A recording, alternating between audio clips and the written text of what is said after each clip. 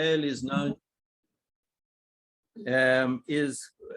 kind of, there's certain both legal differences, but more importantly, hermeneutical, exegetical differences. And the school of Rabbi Ishmael could be described as a more comparative midrash, and the school of Rabbi Akiva as exhaustive midrash, meaning the school of Rabbi Ishmael, the verses are usually interpreted following explicit and fixed hermeneutical rules, and they use other verses to explain a certain verse, whereas the school of Rabbi Akiva is more of an atomistic reading, focusing more on specific words or letters without using more general hermeneutical rules. And as we'll see, these atomistic readings sometimes widen the gap between interpretation and literal and the literal meaning. And what's more relevant for today, one of the other differences we see, I mean, part of that is their approach to redundancies, or what words which would seem or could be to not convey any external or new material. We'll see that the school of Rabbi Ishmael, which has the dictum, the Torah spoke in the language of man, meaning that the Torah should be understood as a literary text. So we have different literary figures which don't always, just this is the way people speak or people write, whereas the school of Rabbi Akiva tends to isolate and focus and try and get out more information. So this is kind of the basis, but what I would like to show is that both schools in a way are a product, it's at least in this case, of Hellenistic scholarship. So we'll see a more direct link to the school of Rabbi Ishmael, so because it's more literary and kind of more grammatical, but I'll also try and show towards the end of the school of Rabbi Akiva the very sensitivity to the fact that certain particles or words are potentially redundant, meaning that you'll then have to find an explanation. That sensitivity is a completely new linguistic sensitivity, which I'll try to show is due to the rise of grammar for Hellenistic grammar. And so in this talk, I will try and discuss two cases or two aspects. One will be the transition formula, and then the isolation of particles. The first part will focus more on the Homeric scholarship. So, or I'll just, the people here in the room who know, but the Homeric scholarship, the scholars, so we speak about the school of Alexandria, the main figure being Aristarchus, which we'll encounter towards the end, which is kind of in the wake of Aristotle. So it's a very philological, contextual reading, which do not think, let's say, that the text should be educational or with any moral meaning. It's mainly supposed to be judged as a literary product, as Aristotle always emphasizes that genre is the most important thing before you approach a text. And they also do textual criticism. So some verses might be designated as superfluous, or that they're not original, based on all kinds of criteria. But more important for our discussion today is not this school, which is usually then has survived mainly in a manuscript of the Iliad on the margins, or 10th century manuscript, which is called Venetus A. So we usually talk about the Scholia, which has all the remnants. We don't have the direct transmission of Aristarchus's explanations, but we have kind of indirect, and that's called usually the Scholia A. But what I want to focus more at the beginning here is the Scholia BT, which is called BT because it's preserved in a manuscript T manuscript and supposed original other manuscript B, but mainly usually called the exegetical Scholia. This is a more kind of let's say more of a Roman period Scholia or commentary, which is at times opposed to Aristarchus. So they accept the text, they don't do textual criticism, they actually criticize the different instances where Aristarchus decides to eliminate a verse, and their approach is more literary. But it's most probably this Scholia BT is a combination of different schools, But it is important because it's a later, it's not from Alexandria, from the 2nd century BCE, but most probably from the around the 1st and 2nd century CE, and we'll see a direct impact of it. By the way, please, I mean, you can interrupt anytime. I don't want it to feel like just a lecture. So if there are any things which are not understood at this point, I'd be happy to clarify. Ask the names of the two schools again. So it's the school of Rabbi Akiva, Okay, Akiva. And Rabbi Yishmael. Yishmael. Yeah. So these are two scholars which were active at the middle of the 2nd century CE, and their students. And so that's the main scholarship on the halachic midrashim has been in the last 100 years, is to identify exactly what the certain terminology which belongs to each school.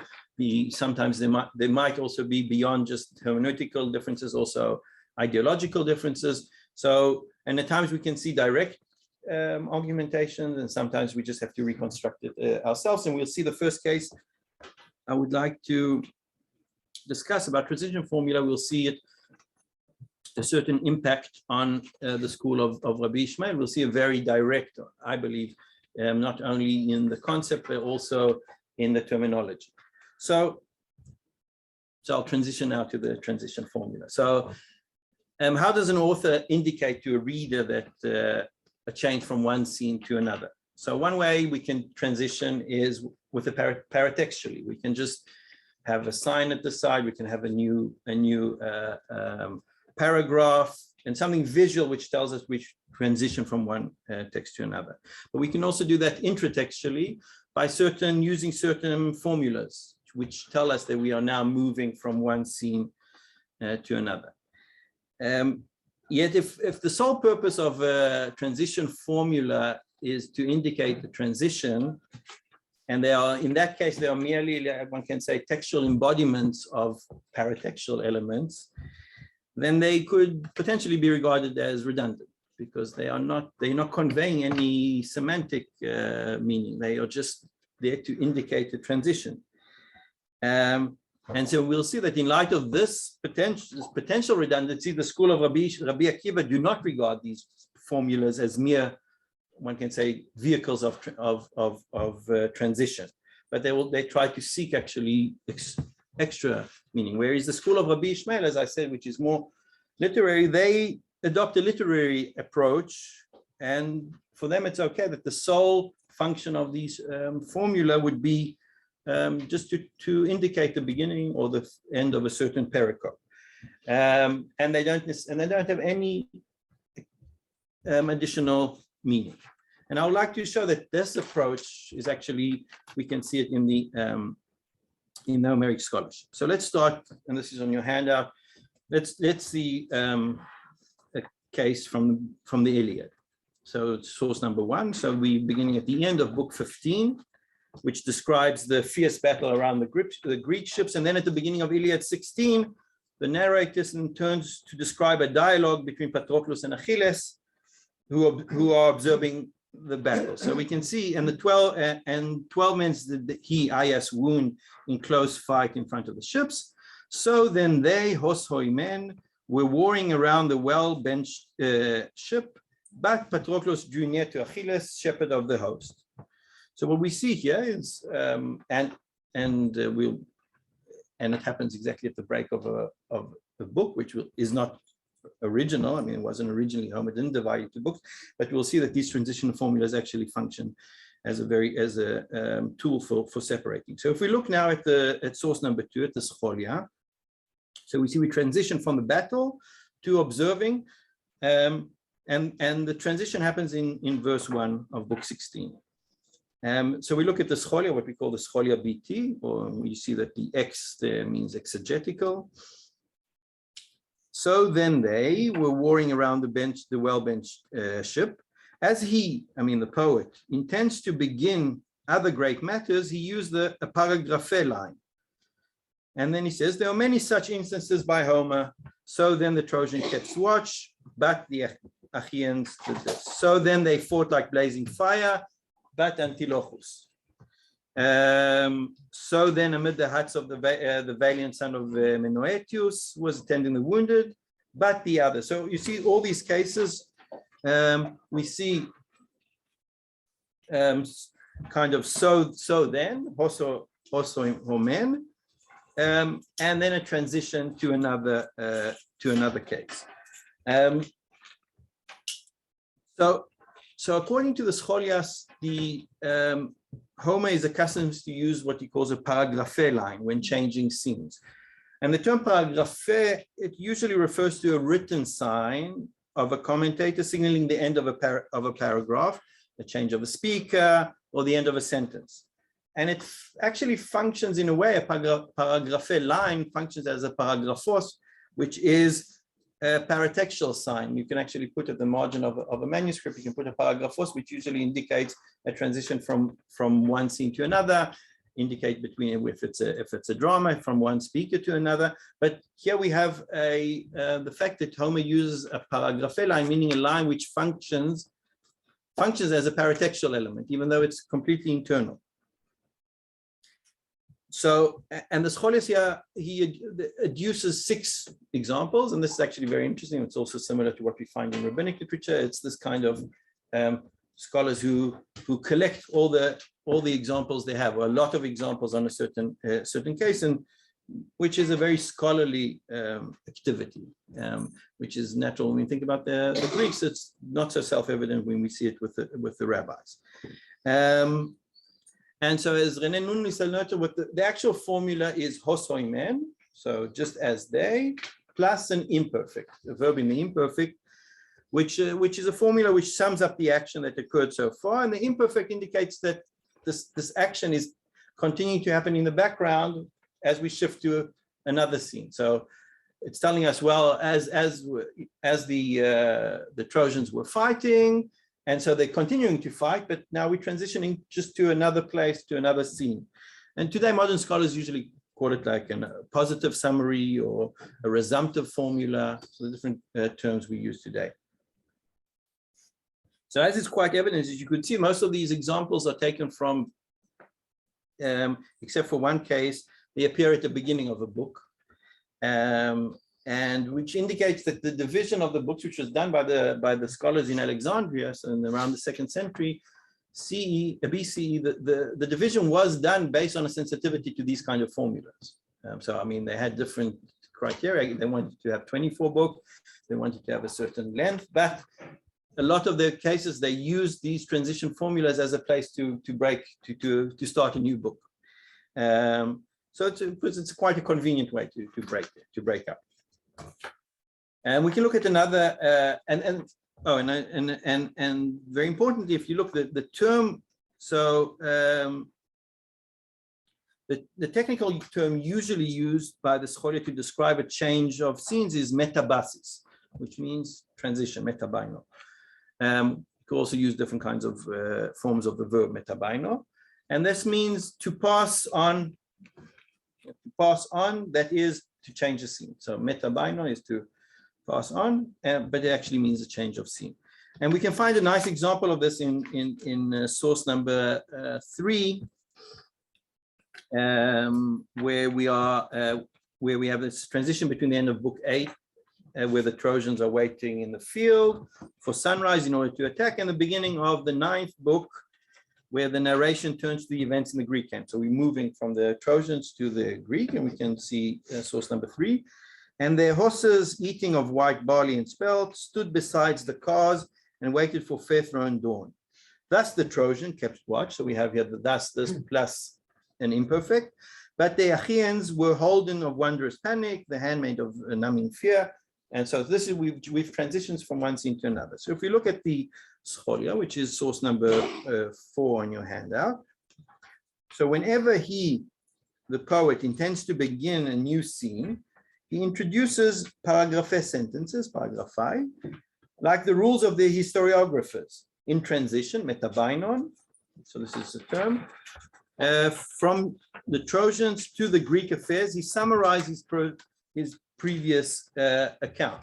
So here we have it a bit more elaborated, where we have that the Scholias compares, firstly he says this is what historiographers do. So it's like, you know, where historiographers, take Thucydides, Herodotus, they keep transitioning from one scene to another. So Homer is functioning in that way. You have a paragraphe sentence, which is you conclude something and you move to another scene. And he says, so Homer, he summarizes while the Trojans were doing this and this, and then he transitions. So this is a way to take you, and this is the metabaino. This is the metabasis. This is the one.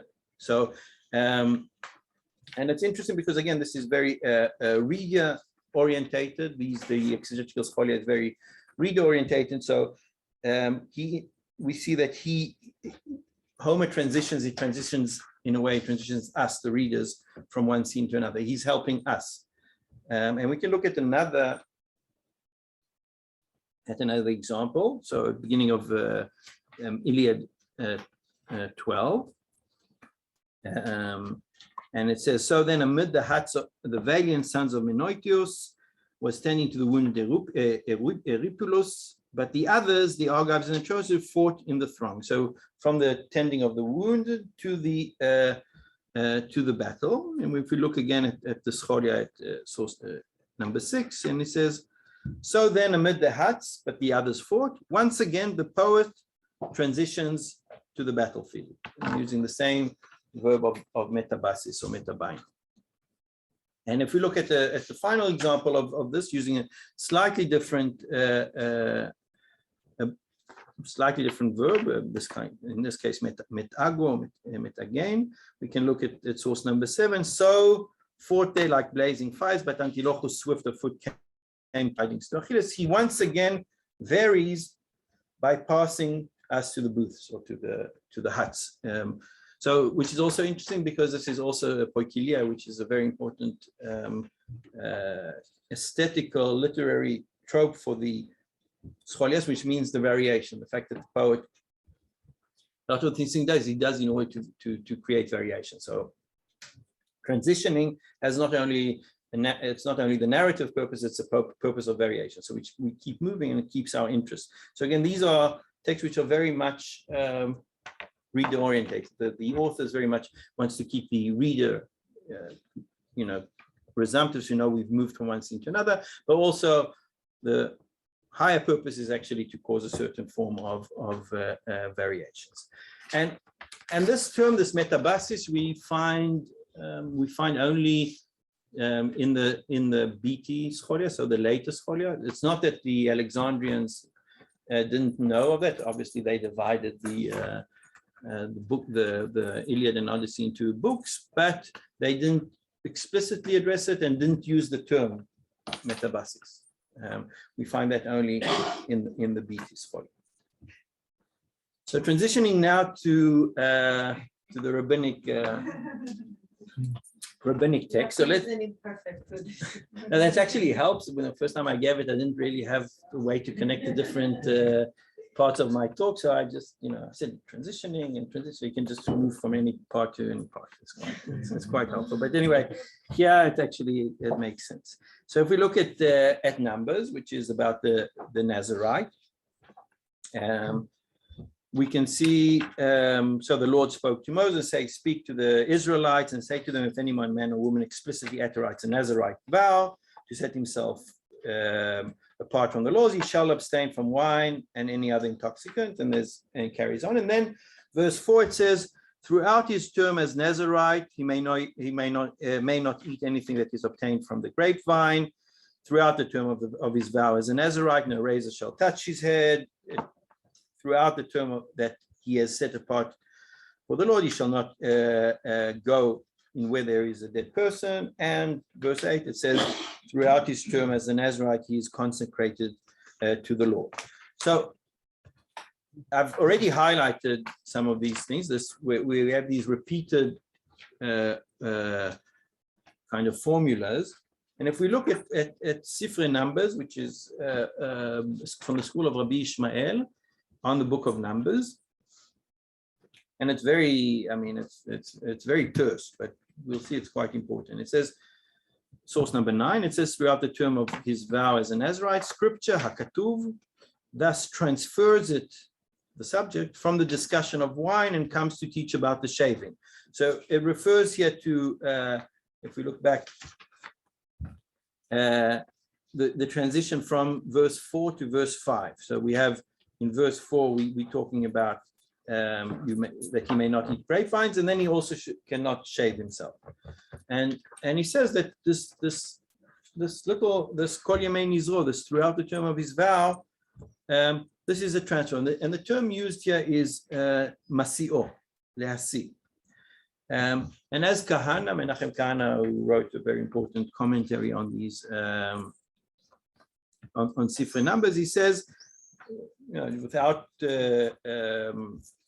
regarding or looking at Greek material, but he says that the exposition explains the repetition of the words throughout the term of his vow as a Nazarite as a literary introduction of the new prohibition on shaving. So, what the important part here is that Kahana, who comments on these drashot, on this midrash, notes that this is a literary aspect. The fact that the author notes that this is a transition, that the formula has no other function except for transitioning from one prohibition to the other. In fact, we can say now, using terms, it's a paragraphe line, meaning these words are only a textual embodiment of paratextual elements, meaning they don't give us any external information, just help us transition. And we can see a very similar, just the words kol yamei nizro. Yeah, kol yamei nizro, this little formula, because we can see the same if we look at source number 10, where it says throughout the term that he has set apart from the Lord, Scripture thus transfers it, the subject, from the discussion of shaving and comes to teach about the pollution. And so we have this formula which is hakatuv mesio miklal aleph, meaning Scripture transfers it from A and comes to teach upon B. And these terms actually only appear here, this technical term, but the term mesio, which has already been shown in other cases, not hermeneutical cases, it's very Lieberman, a scholar of rabbinic literature, has suggested it's a translation of metaphora, but I think what is more clearly that mesio here is a translation of metabaino. So so we see here a transition, which is yes. But that doesn't work for verse 4. That's continuation. No, between the kol yamei nizro is verse 5. I know, but the same explanation of transition don't work for verse 4. Is that the continuation of the discussion? So, but it could be that the first time it appears, it really means, it gives you the fact that it's for the whole days of his time as a Nazarite. So the first, even though we don't have, possibly there were comments also on that, but the first time it appears, it actually conveys certain information. Then it's just, afterwards, the next verses, you could have actually had it a list of prohibitions, but we have a literary aspect of repeating the same line. So you're right. Verse 4 is the first time it appears. There it actually has a certain meaning. There it talks about the entire days of his period as a Nazarite. Yes, Eitan. I'm not sure that I really understand the fact that something has a procedural or textual function. Does that mean that it doesn't have also its literal meaning? Are you saying that in these individual cases it doesn't also have its literal meaning? No, it definitely has a literal meaning, but you have the reason for it, we'll see, because when we'll see cases where we don't have yet cases where Rabbi Akiva disagrees, but what I don't mean that these words don't mean anything. Obviously they mean exactly what they say, but the fact that you are repeating here, the repetition doesn't give you any new information. It's just it just helps you maneuver yourself through the text. It clarifies. These are verses which clarify, and this is what we see here, that which might seem quite simplistic but it's quite novel in the rabbinic literature, is the fact that they dealing with the biblical text as a literary text. This is just it's what he's telling us we're not talking about, it's quite different, we have to say, than what we saw with the Homeric scholarship, because this is not a narrative. This is just within a legal, but the terminology which is used is saying that certain words function as a formula which transition us from one case to another. In that sense, just making the text clearer. They're not conveying any external meaning, which again, it is what they do. I mean, if we look at from our modern scholarship, this is exactly what this text does, this certain form of repetition, but the fact that they use a very technical term to discuss it is very interesting. And we'll see that this is one of the approach of Rabbi Ishmael, is the fact that the Torah, even though it might be from God, is a literary text. So it uses literary tropes. It's just like we'd find in any other text. We can see that difference now if we move to another. So this was one term just to show. In this case, I think it's the term itself, mesio, is actually based on the concept of metabasis. Now we look at other terms which don't overlap from the technical perspective. I mean, they don't have the same technical terminology, but the same idea. But first of all, can't it mean mesio מתלבטים לחץ? Can't it mean that we shouldn't shave his head? no, mesio is להשיא לדבר אחר, is to transfer. It's used in other places when they talk about, they have a conversation and one rabbi asks another rabbi about something and he doesn't want to answer him, so mesio לדבר אחר, he just shifts he just starts talking about something else. So it's Yeah, from what's discussed. So if we look at, we shift now to the Sifra Nedava, which is source number 11, which is a commentary, a midrash on the book of Leviticus, which is from the school of Rabbi Akiva. And this appears quite at the beginning, and it's a very important conceptual idea of how Rabbi Akiva perceives the text, which we'll see is very different from the way Rabbi Ishmael. And he called and he spoke. This is God speaking to Moses. A place calling before speaking. Is it so also with regards to pauses, piskot? It is therefore said, and he spoke. There was a calling for speaking. There was no calling for the pauses. Then what was the function of the pauses? To give Moses a relief to reflect between one pericope and another, and between one matter, inyan, and another. And the things are fortiori, and here they just give us a moral lesson. What if one who hears from the Holy One and speaks, inspired by the Holy Spirit, needs to reflect between one pericope and another, and between one matter to another? So much more a common man who learns from a common man. I'm not sure if that's really a fortiori, but what we're talking about here, and I just brought a citation from Shulman, who discussed it, just to understand what we're talking about here. We're talking about piskot, which are, if one knows in the Torah, in the scrolls, we have piskot, which are parasha ptucha, parasha stuma, meaning we have a certain either parasha ptucha, which is an open parasha, which will have the entire line empty. So we know that one pericope ends in another. And sometimes we have parasha stuma, which it's just there's a few blanks and it continues on the same page. But these are paratextual elements which indicate that we've ended one pericope. So just to give a kind of explanation, so in source 12, so according to the explanation I'm reading, suggested by the commentator, the graphic structure of the written Torah reflects the way it was delivered orally to Moses. So when we see these piskaot, they're not just piskaot, okay, we're just starting a different pericope. It's because God paused, Moses reflected, and then God carried on speaking. But you didn't have to say God spoke to Moses again if it was after a pause, because he just, he waited a bit and then he carried on. The gaps between the pericopes represent actual gaps during the delivery so that Moses could reflect upon the things that he had been told. After such a pause, God would not summon Moses anew, but rather continued his delivery. And therefore expressions such as and God spoke to Moses do not appear at the head of every pericope. According to this approach, the Torah is comprised of statements spoken to Moses at different times. And each one was delivered with measured pauses to facilitate his reflection on the matter. The language of the Sifra makes clear that the word piska designates the gap and not the pericope itself. The actual textual segment is called parasha or inyan.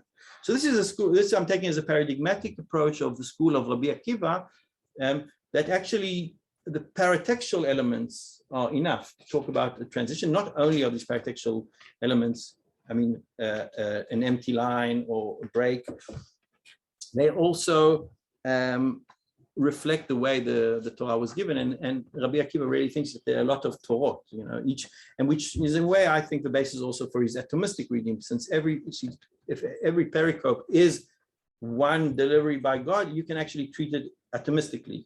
You don't have to what Rabbi Ishmael does, which compares it to other texts, and so they use the hefsek for him. The term hefsek is a pause. It's a paratextual. It's a paragraphos. If we now turn to look at a case to see how the school of Rabbi Ishmael treats a hefsek not as something paratextual but intratextual. So the same kind of term but used completely differently. Because for Rabbi Akiva, since the pericopes are differentiated by a paratextual element, then what we think as transition formulas are not transition formulas. They actually are conveyors of more meaning. But if we look now at source number 13, where we have a text from Numbers, so the transition between chapter 29 and chapter 30, which again, the chapters are late, but they build on a certain transition. And it says, all these you shall offer to the Lord at the stated time, in addition to your vote of free will of offerings, either burnt offering, meal offering, libations, and so on. And Moses spoke to the Israelites just as the Lord has commanded Moses.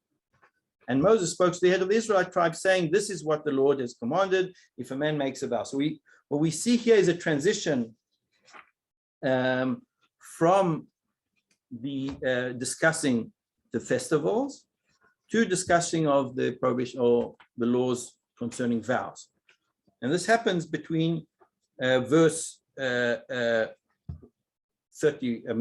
30, verse 1 and verse 2. And if you see, I've put in the, you can see that on the Hebrew, you can see in verse 1 of a pei, which means a parasha ptucha, and I put it there, which if you go to the actual scroll, there's an empty line. So these pericopes are evident from a visual perspective, so you don't need it. But what we see is from Rabbi Ishmael, again from the Sefer of Numbers, and he says, and Moses spoke to the Israelites to separate the matter. So talking about verse 1 of chapter 30, and again, he could have used the paratextual elements which exist, but he says this verse is to separate the matter. And we can see in 15 from a different manuscript, but a continuation of this idea. For if I were to read, in addition to your votive offering and free will offering, and Moses spoke to the heads of the Israelite tribes, I would not know about what matter scripture is speaking. When it says, and Moses spoke to the Israelite, it separates the matter. Ifsik ha'inyan. So the same terminology, supposedly, which we saw for Rabbi Akiva, hefsek is actually a paratextual element, and inyan is the actual text. For Rabbi Ishmael, hefsik ha'inyan is a way of breaking up one matter from another, but with a transition formula. Because you can look at source 16, you can see what happens if we remove verse 1. We won't go through it completely, but you can see that you wouldn't know if verse 2, and Moses spoke to the head of the Israelite tribes, is that the end of what happened in verse 39, or is this the beginning of a new chapter? So for that reason, there's an entire verse whose only function is to make sure to disambiguate the situation, to transition, to know, okay, we've completed one pericope, and now we're transitioning to another. So this is the whole entire function of that verse. And we can look at one more example, which now we can talk about a word and not so much a verse. It's not very nice verse, but in source 17, it says, now therefore slay every male among the children, every woman who has not known a man carnally slay, and every child among the woman who has not had a carnal relation with a man spare. And we have on source 18, a similar statement of Rabbi Ishmael. He says, slay. Why is this said? To separate the matter. For if I were to read, now therefore slay every male among the children, every child among the woman, I would not know concerning what matter scripture is speaking. Therefore it is said, slate to separate the matter. So we have if you look at source 19, you can see what happens if we remove the second case of the second appearance of the word slay, because then the punctuation is unclear. It could be one possibility is you can punctuate after every child among the women, which mean that one has to slay also every child among the women. Another way, the second possibility, you can punctuate after every male among the children. And according to this region, only the male should be slain, but not every woman, regardless of if she has known a man or not. So the sole function of the second word of slaying is to separate the matter, is to disambiguate. It doesn't teach us anything new. And this is very different from what we'd find in the school of Rabbi Akiva, where he'll try and understand, why do we have twice the same word? You know, what are we trying, what is scripture trying to tell us? So what I just wanted to show up until now, the first part was to point to how transition formulas, the school of Rabbi Ishmael actually regards them as just literary aspects to move us from one text to another, whereas the school of Rabbi Akiva regards paratextual elements as those which transition, and therefore that what we call transition formulas are actually part of the text, and you need to give them some kind of account. And I think that we can see that this sensitivity is from the literary perspective of the function of transition formulas, which we've seen at the school, at the Scholia, the American text. Now, the second part, I would like to just demonstrate, we'll see that they actually overlap a bit, is the case of what I call isolating particles. So the fact that particles become suddenly something which they have an independent function. Usually you just read, you don't even notice that they are particles, and we'll see this is kind of new. So a very famous text in the Babylonian Talmud, we can see, talks about the discussion between Rabbi Ishmael and Rabbi Akiva. And he says, if the daughter, uvat ish kohen, of a priest defiles herself through harlotry, she shall be put to the fire. This refers to a maiden who is betrothed. Rabbi Akiva says, whether betrothed or married, she's taken out to be burned. Rabbi Akiva said to him, to Ishmael, he said, Ishmael, my brother, daughter and daughter. So bat, ubat. So there's a vav, so there's a conjunction. And he says, I am expounding. I learned something significant from the vav that prefixed the word bat. He could have just said bat. He could have said daughter who, but he says and a daughter who. This and is a conjunctive, and it adds information. And we can see Rabbi Ishmael, the critique of Rabbi Akiva says, Rabbi Ishmael, and because of your bat exposition of a superfluous vav, shall this one be taken out to be burned? Meaning you've added not only maiden, but also someone who married. So just because of your fact that there's a vav, we're now going to execute somebody. By the way, actually, Rabbi Akiva is a very conservative from the legal perspective. He most probably has a tradition that this is the case. He just tries to anchor it. But so he's innovative exegetically, but very conservative legally. But we can see this kind of exposition.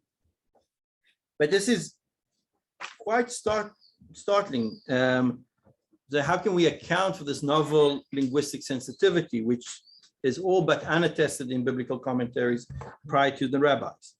So I would like to show that this is actually, again, something which we can see. It's a new sensitivity based on the rise of grammar, but we'll see it overlaps also with the formulas of transition. So first we can just look at before the rise of grammar as a science in the school of Aristarchus, whereas as Filippo Pontani has noticed, it's Aristarchus has a grammatik in Kopf. So he doesn't really, he has kind of a working grammar, but he doesn't really put rules to it. And you can see that in a lot of cases, here we can look in source 24 and 25, where he just says, where we have a certain text, and he says there is a diplet, there's a sign, doesn't matter, because the chi is redundant, the and is redundant. You know, and he says the same 25, he says, and to him Merione spoke first, because the conjuncture of chi is redundant. So perissos. So he doesn't tell us anything. He has no problem of saying that a certain conjuncture is redundant. It doesn't mean you have to amend the text at all. It just means it doesn't have any real meaning, maybe there for metrical reasons. But he would say mainly on particles. You can find a lot of cases where he talks about particles like de, ke, te, kai, per, dozens of times, just saying, you know, this particle is redundant. But we can see a very different case when we talk about the rise of grammar in the Greek world, mainly from the 1st century BC. Grammar appears as a more independent field of research. It's no longer bound to philosophy or rhetoric. And we have, and even this grammatical theory becomes even common among, we can see it also in papyri, Egyptian papyri, in the school curriculum, the Greco-Roman. And there were many grammatical handbooks composed. The most famous is the Techne Grammatike of Dionysius Strax, the Ars Grammatica, which is attributed to Dionysius Strax from the 2nd to 1st century BC, although it's not clear if the entire very short work is actually by maybe certain parties a bit later. That's less relevant to us. And this treatise has a descriptive definition of the different speech parts, such as noun, just as nouns, verbs, pronouns, prepositions, and for our purpose, particles. The other development which you see in the 1st and 2nd century CE are an effort to formulate a comprehensive grammatical theory. And the most important is most probably Apollonius Dyskolos from the 2nd century CE. He's also the father of a very famous Homeric scholar, Herodianus. And his concept of a language was normative, in the sense that he assumed that language is a rational system comprised of objective rules that can be formulated. And this is opposed to what we see earlier on to like an empirical descriptive approach, which the context of the various phenomena is they just kind of try to describe what there is and not try to create like general rules. And it's interesting that even though they're trying to analyze Greek language, 90% of the examples come from the Homeric corpus, which is no longer the language spoken. But what for me more interesting is the fact that they start putting an emphasis on particles as an independent. It's something which you can talk about independently. Again, everybody knew particles existed, but we are trying to kind of think about it. So if you look in source number 26, we can look at Dionysius Strax. He says a conjunction is a word which acts as a link for the meaning, giving it order and fills up gap in the expression. It's a bit complicated here. The Greek's not clear, but more or less is enough for us. So the conjunction has a function, and very clear. It links and it gives order and it fills up gap in the expression. And we can see another case in Apollonius Dyskolos in his treatise on conjunctions, where he talks about the expletives, and he says, how then can one still maintain that expletives do not have any function? So very clearly, kind of, we have a shift. Again, they're not talking about any, they're talking about grammatical function. They're not trying to execute someone based on a conjunction, but we see this new sensitivity. Now, in rabbinic literature, we can see in some cases where we start seeing what we can term real grammatical rules, I mean, at least follow what we would call grammatical rules on different conjunctions. And we can see one very clear case, or conjunctions I'm talking about also different phenomena which are particles. And we can talk very nice cases in source 28, which is also from the school of Rabbi Ishmael, from the Babylonian Talmud. Rabbi Nehemiah says, in the case of every word that requires a lamed at the beginning, Scripture has placed the letter hey at the end. So in Hebrew, you can say, I'm going le Mitzrayim. You can also say, I'm going Mitzrayma. So adding a hey, meaning it's what we call a directional hey. So it's adding, and they bring, the school of Rabbi Ishmael brings all kinds of examples, Elim, Elima, Machanaim, Machanaima, and so on. So this could appear in a modern grammar book. This is just you can teach a student, instead of using a lamed, you can use a directional hey. So these are grammatical terms, and we can see the same thing. Rabbi Ishmael in source 29, he talks about, let's say, ko, thus. So thus is the holy thus. So he explains how thus functions. Here it's less grammatical, but again, it's interesting. They're isolating a particle and discussing the particle and its job. And so I want to look at one interesting example taken from the school of we'll see an argument between the school of Rabbi Ishmael and Rabbi Akiva. And it's got to do with the same term we've seen earlier by Rabbi Ishmael talked about hifsika inyan. He talked about hifsika inyan, separating the matter when he talked about transition formulas. We'll see it now used by a student of his in the context of particles. I'll start from the second example. It says in source number 31, it is therefore said, no work shall be done on them, only which every person is to eat. Ach, so this particle only, ach, it separated the matter between what may and what may not be done. Any more easier example to understand. Similarly, you say there was nothing inside the ark, only rak. Again, these are two terms in two particles in Hebrew, rak and ach, the two tablets of stone. Is it possible that two tablets of stones were not in it? It is therefore said only. It separates the matter between what was and what was not in the ark. So in this case, we see it's actually the use of the particles ach and rak, which follow a negation. So they say there was nothing in the ark, only or except for the two tablets. If we would remove the except, we'll have just the negated. There was nothing in the ark. So we can use this rak as a form of hifsika inyan, meaning dividing the matter, separating one matter from the other, not in the same way Rabbi Ishmael used it, but now in the very basic fabric of the verse. This little particle is necessary because without it, the verse just means the opposite. An interesting thing, if you look at source number 32 from the Babylonian Talmud, most probably from the school of Rabbi Akiva, you see they say there was nothing inside the ark, but the two tablets of stone which Moses places there. So what is the meaning of there was nothing in the ark but an exclusion followed by an exclusion, and the purpose of an exclusion followed by an exclusion is to include, in this case, to include the Torah scroll which was placed in the ark. So this is something which the school of Rabbi Akiva would use, saying what we have here is two particles, ein, so negation, there is not, and only or except. And so we have two what they call exclusions. And in this case, the fact that you have two exclusions which follow, they say that there's something else that was besides the two tablets, there was something else. So instead of use, so what we have here is the use of the particle to introduce new information. It doesn't say that there was a Torah scroll in the ark. It just says, it says actually quite explicitly, there was nothing else except for the two tablets but because of this particle rak, which is an exclusion, we can now actually, it's a way of bringing in new information.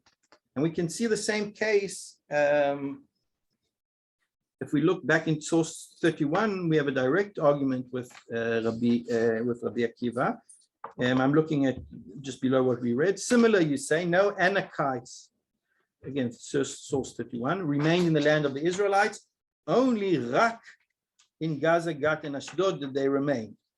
Is it possible that none remained in Gaza, Gat, and Ashdod, but some remained in all other places?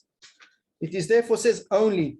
So, and the definition of only, Rak is hifsika inyan. It separates the matter between where they did or did not remain. So the Anakites did not remain in the land of Israel, but they did remain in Gaza, Gat, and Ashdod. We see Rabbi Akiva says to him, why do I need the verse to state that no Anakite remains in the land of the Israelites in the first place. You can just say there were Anakites only in Azagat and Ashdod. You don't need to tell me that there were nowhere. Why do you have this whole redundant place? For they did not remain elsewhere in Gaza, Gat, and Ashdod, as stated in the same verse. I mean, you don't need this whole formula of there were none remained this and this, only they remained this. It's just, so he says, rather this teaches that the curse overcame them and thereafter they dwindled in number over time. So what Rabbi Akiva actually explains, he says,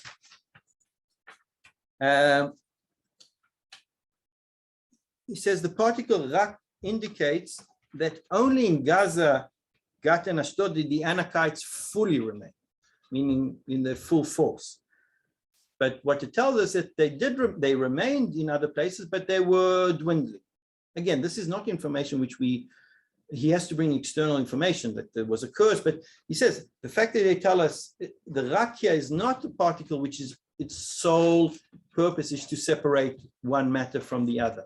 Actually, this rak tells us that we need to actually understand. We need to understand the first part of the sentence a bit differently. And we can see actually that there are very interesting parallels to this when we look to what Rabbi Yossi Aglili does. So if we look, let's say, in source number 33 on Apollonius Discourse on conjunction, he says, and this will bring us back to also to what we discussed about transition formulas, the conjunction de might be redundant. That is clear to all. Yet often it creates a transition in the account, as is clear from the following. Then, besides their chariot, they stayed and halted. And from similar example. In fact, we think that it indicates the leaving of one account and the beginning of another, as if leaving by using a perigraphe, as in, thus the Trojan kept watch, but the Achaeans, so he prayed there, the much endured goodly Odysseus. What we see here, and I won't go into details because it's quite complicated, is that for Apollonius Discourse, not the de, this particle de, which really has very, I mean, it's difficult to define what he actually has the same focus, a metabasis focus, because he compares it exactly to what we saw in transition formulas. The same transition formulas of hos, homen, the de can function as that. So a particle can have, just like we saw with Rabbi Yossi Aglili, which he used the idea of separating the matter not only for transition formulas, but now for the actual part. The particle itself can transition from one place to another. And if we look at in source number 35, again from Apollonius Discourse, he says, for as the disjunctive particles are the connectives of the entire sentence, they separate the matters in it. He uses the word for matter is pragma, a very multivalent, a word with a lot of meanings in Greek, what exactly pragma is. But just like the Hebrew inyan, it's the same term. It covers a lot of different things. But so he's now talking about the disjunctive, but he says the disjunctive separates the matter. So it's exactly the same terminology of hifsik ha'inyan. And if we look at the definition by Dionysius Strax, source number 36, we see disjunctive conjunctions to link, that's why he calls them disjunctive conjunctive, because they link the utterance together, but they also divide off one matter from another. So they do things, the disjunctive, in the way they combine, they create an entire sentence, but they also separate the matter. And he gives us which means either or. So we can see that that the term, that even though they're not talking, it's not exactly the same grammatical definitions. The rak separated the matter, and these, but in Rabbi Yossi's formulation, it closely resembles what we see.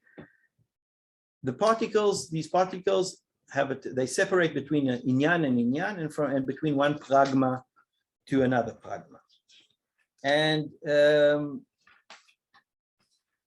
And just to we can see another case of Rabbi Yossi Agili with a different definition of ach divided. I won't go into it. I'll just end talking about Rabbi Akiva and his focus on. So what we saw, because it's important for me to see, we've noticed here that the school of Rabbi Ishmael follows very closely the same definitions of the Greek grammarians. He talks about, he gives a very clear definition about a particle. The very fact that they give a justification of a particle is novel. This you won't find in any Second Temple, at least Palestinian sources. No one ever focuses on the ach or rak. No one isolates them as an independent entity at all. The very fact that these are now discussed in handbooks and you have disjunctions of this and this and this, conjunctions of this explicit, is new. This makes these particles suddenly, you can isolate them and discuss them independently. They're usually just part of the fabric of the text. So the school of Rabbi Ishmael follows very closely in that sense. Not exactly, it's not Greek grammar in Hebrew, but this idea gives a very clear definition. In this case, it was very similar. You know, ach or rak separates the matter, just like we find the disjunction separates a pragma from another pragma. Rabbi Akiva, on the other hand, seems to be completely, from a different world. We're very alien to the Greek grammarians. And if we look at source number 38, he says, Nehemiah Amsoni attended Rabbi Akiva for 22 years, and he taught him that the particles et and gam include, whereas ach and rak exclude. So they exclude the information or include information which is not necessarily in the verse. So he said to him, this is like a very difficult problem. And one has to remember, et in Hebrew is just the marker of the direct object. Yeah, okay, but just for simplifying, we can use it. When you translate it into English, you'd say ulakach et sefer, he took the book. You don't even have it in English, that marker. What? The accused of marker. Yeah. So it's just, it doesn't have any meaning, supposedly. So what? Yeah. That's a very clear semantic meaning. A together with B. The meaning you're telling us, which everyone knows Hebrew, is secondary, is derived. No, that's from a modern grammatical perspective. I'm talking about for the ancients, it was completely transparent. You never find anything where people talk about the et previous to this. I'm not to say that it doesn't have. When we analyze it, we have to separate what we think of the text and what they would think. This is the famous enunciation, but you can find in the same idea. It's Where? in a few different places. So I'll look up No, where in Talmud. Oh no, of course. No, this is from the Talmud. No, at this stage they isolate. I'm saying prior to this, it was not isolated. Obviously, they knew about these at this stage. Remember? It's stated as a miracle. Yeah. Oh, very clearly. I completely agree. The fact that they talk about etim gamim, achim verakim, like in a general, like all the ets and all the gams, is shows that they're regarding them as independent entities. But then there's a problem. He says, how should one expose that which is written? You must revere the Lord your God.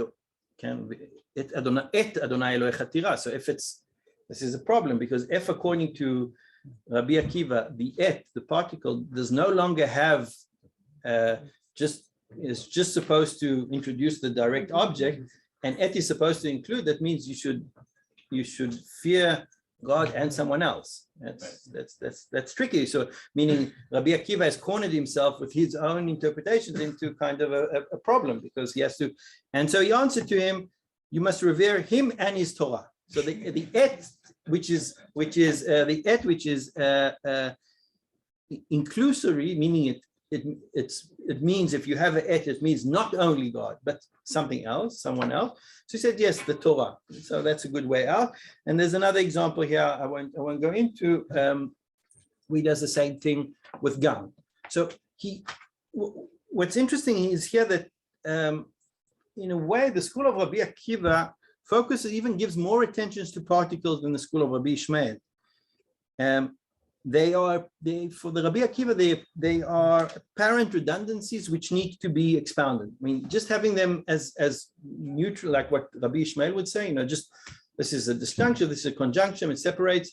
That's not enough. So, and most of these definitions are based on grammatical conceptions, such as obviously gam is inclusive based on the fact that gam adds, but ultimately the purpose of these similar definitions is not grammatical, but it's the vehicle for a commentator to create what I call an exegetical space that enables him to expand the knowledge that can be derived from the verse. The Rabbi Akiva and his school in way take advantage of grammatical definitions of particles for exegetical purposes. In other words, they employ what Heinemann has called a creative grammar that blurs the distinction between grammatical and midrashic. So, but for me, what is important to notice is that a Greek would not necessarily understand what Rabbi Akiva does. It doesn't make sense grammatically. But on the other hand, you cannot think of Rabbi Akiva without Greek grammar, because the very isolation of these particles is based on the fact that there's the new grammatical awareness. And so they start isolating particles and regard them as independent content conveyors or conveying words, which help the commentator reveal information implicit in the verse. And the rabbis formulate general rules, although they don't necessarily form a coherent or comprehensive description of grammar. It's not full grammar.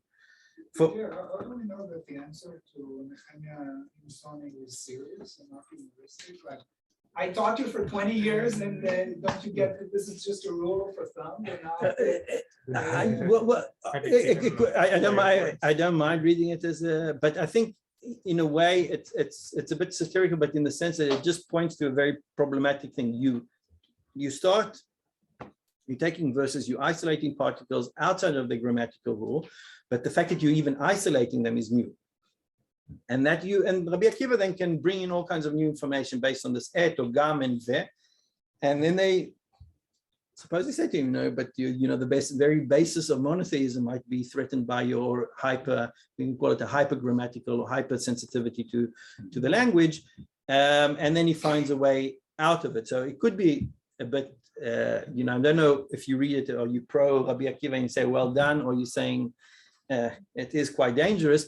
But what the point is, and this is what I want to conclude, is that what we see here, what I wanted to show in this presentation was first to show about the transition formulas and to see how certain particles or formulas for the Greeks, it was very clear these are literary vehicles just to transfer you from one scene to another. And this is adopted at times, even with the technical terminology, times differently by Rabbi Ishmael, who just sees words can just be function because he perceives of the Torah as a literary text, even though it might have its origins in the divine. It functions.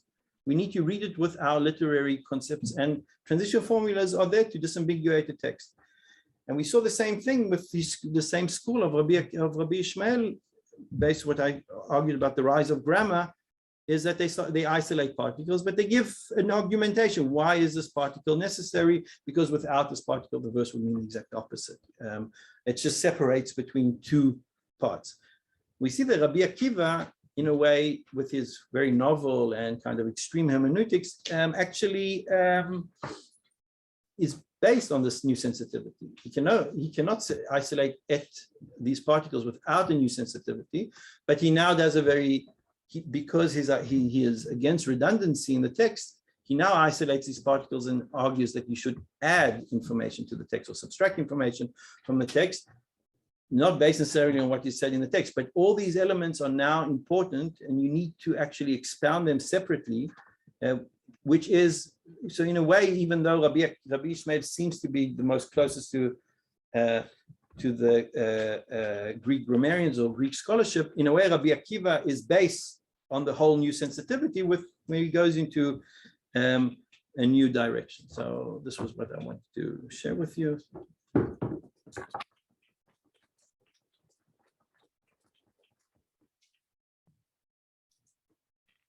That seemed a very trivial point. I just put a minute ago back head. I've been thinking for the last 10 seconds. These are kind of speculation, which may help me tomorrow. So let me say a few words. the basic meaning of it is together with. Very often on signs on business, you have Goldberg et Ben Sassoon. Together. And sometimes if you get to Kabul, you see the registry of your apartment may have this husband and wife. How does it come to mean the other? I read something about this recently. I wish I could remember where it is. But here's the line here.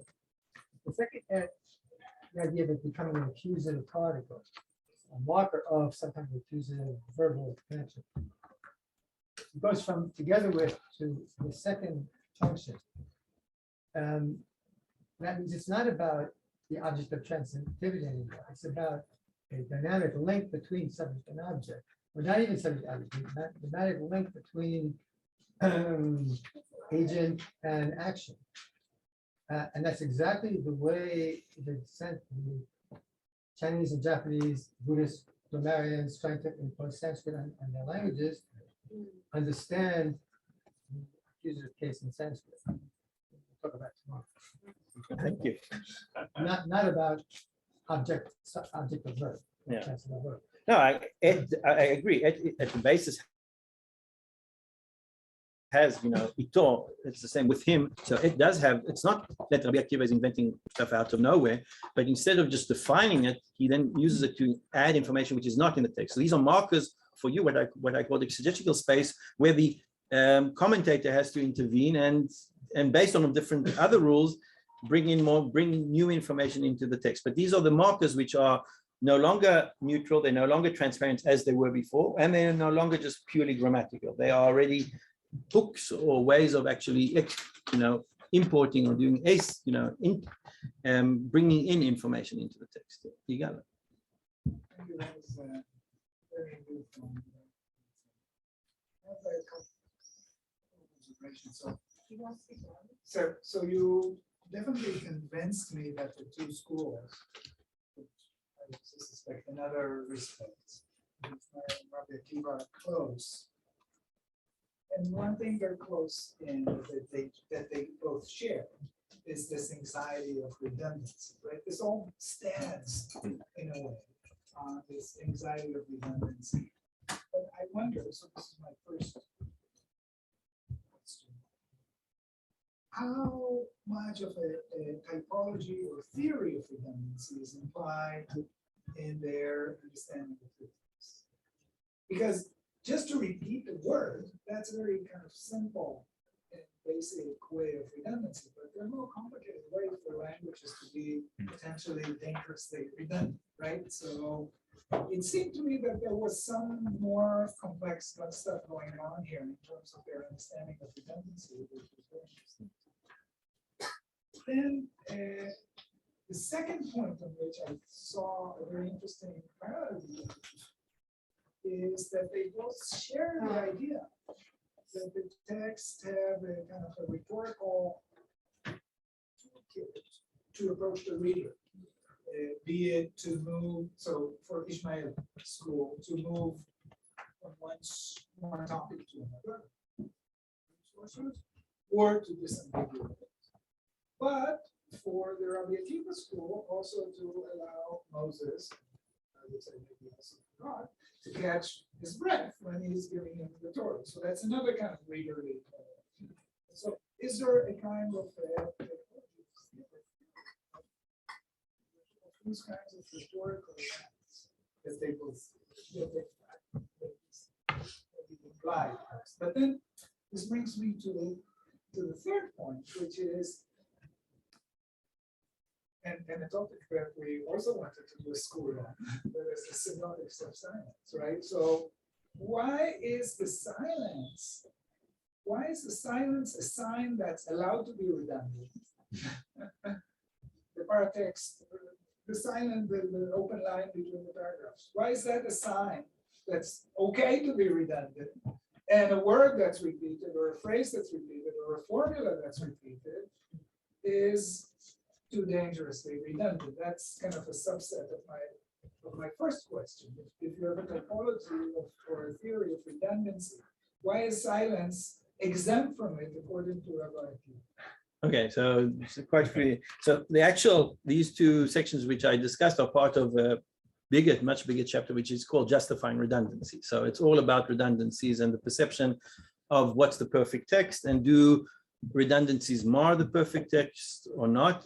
And then you'd have the more literary school, which explain what seems to be redundancy, just as, this is a literary way, you repeat, it has a certain static functionality. Or you'd have people, there's a very good, when Porphyry has a whole thing, which the white milk, why do you need to say the white milk? It's like, it's completely redundant. All the, so, and they heard with their ears, that's redundant.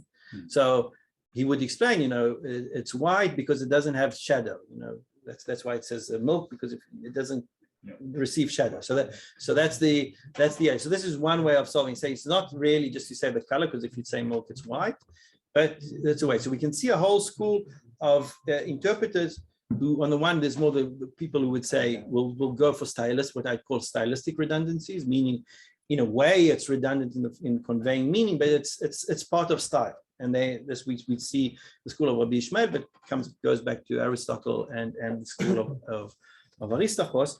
Whereas you'd see people, and Philo is a good example, where redundancies are actually, these are stumbling blocks in the text, which you have to go to another level to understand, and that has to do with things like repetitions of, let's say, which seems to be no problem when you say mot tumat, mot yamut, which in English would be to die by death, which means nothing in a way, but no, for Philo that means that you have to die. It's the real death. It's not the death of the body, it's the death of the soul. So you have a whole way of dealing with things which we have this new sensitivity, which actually is it's interesting because the sensitivity is developed by the stylistic scholars, those who actually want to kind of enumerate the different kind of figures of speech, and certain repetitions of figures of speech, and that's fine. Once it's a figure of speech, it's no longer, doesn't mean you're a bad poet if you use that. Actually, you're a good poet. But once you've marked these, then the other school would come and say, but it's, if it's just stylistic, then it's redundant. You have other redundancies, which is obviously in the Homeric scholarship, but also in the Bible, where you have what seems to be an entire similar pericope repeated elsewhere. So what do you do? Why is that repeated again? Between Exodus and Deuteronomy, is it repeated because there's new information in it or not, or just is the way? So I agree. And synonyms as well are what you do with synonyms. Synonyms just style, or each synonym you have to start differentiating between the synonyms. And you can actually see a very interesting divergence between, let's say, the Homeric scholars and Rabbi Ishmael, and Philo, and Marin has dealt with it extensively. Philo and let's say Rabbi Akiva, which this kind of approach, which doesn't, and Porphyry could be also on that side of kind of not succumbing to just saying it's style. So that's on that point. And I'll just, about the silence, I must say the text which I brought about silence is a rare case, which is a meta text. It's not, when you actually go from there to the actual commentary, you have to kind of fit it in. There's relatively few meta texts or meta kind of reflexivity, which usually are not very well accorded with what they're actually doing. It does give, I think, the basis of what's happening. And I'm not sure that silence is redundant, is the fact that you wouldn't have known that God was silent without that. The pericopes are just, you can just say, first you can just say, no, you write the text like this, one pericope over another. That's how you write the text. The fact that they actually are able to take an empty line in the text, in the Torah scroll, and say that reflects silence, which has a whole lot of ramifications, because if God stopped speaking, that means that these are two separate Torot. Each one is a different dictum said by God, and then they should be analyzed. As I said, they atomize. They no longer have to look at the text, just look at the entire text and explain each way, but you have to look at this specific saying of God as independent. Now, again, the rabbis are not systematic in that, and they won't take it that far or utilize it, but it's a very important idea, I think, which gives us at least an underlying philosophy of this difference. I don't think the silence is redundant. The silence, you wouldn't even know that it doesn't say God was silent. No, it doesn't say God was silent. God spoke to Moses. God spoke to Moses. God spoke to Moses. And sometimes it doesn't say God spoke to Moses. It just continues. No one even thought about this. So this is a whole idea of silence, but silence which has immediate exegetical implications. Wishes it would have been said more. Well, possibly. And just to, and the last point, which I won't go into too much about Moses and God and the scripture, which tells you to do certain things. So I'll just throw it out there and say that in general, for the rabbis, the Torah is an authorless text. It's not, in the actual act of hermeneutics, not when they talk about, more generally. Moses is never the, you'd have citations, let's say Philo will have citations, or even Second Temple, they say, and Moses said, and they'll cite a verse. You'll never find that. Moses is a character in the text. He's not the speaker of the text, and neither is God. You'll never have a citation of the verse, and God said, and they'll cite the verse. Only later in the Babylonian Talmud. And so you have, and it's usually scripture. Scripture says, which we can see it also in Christians, Hegrafe, but scripture says, or Torah says. So we have this concept, which I won't go into, of an authorless text, which enables a whole different interaction with the text. And when you're dealing with the text, you're not dealing, it's very important because you're not dealing with the original intention. It doesn't matter. It's no longer a window from your text to get to the author, to what the author said, or what was the biographical circumstances that Moses, that's not the point. It's just the rabbis and the text. And they have to listen to the text. The text conveys meaning, teaches us all kinds of things, but it's very interesting that sometimes it will teach us about Moses. So Moses, again, he's a character. And I think at the end, the main thrust of it is the elimination of Moses in Rabbinic, or the diminution of Moses in Rabbinic literature, more than the fact that it's not a divine text. But it's no, Moses is not an important figure, at least not in that sense. So that's just an aside, which I can elaborate elsewhere. Yes, David. It is generally required that grammar refers to itself, not anything outside that. But there are certain situations where grammar refers to the grammar of the language. Give an example from Tamil of a similar situation. Tamil has many emphatic particles.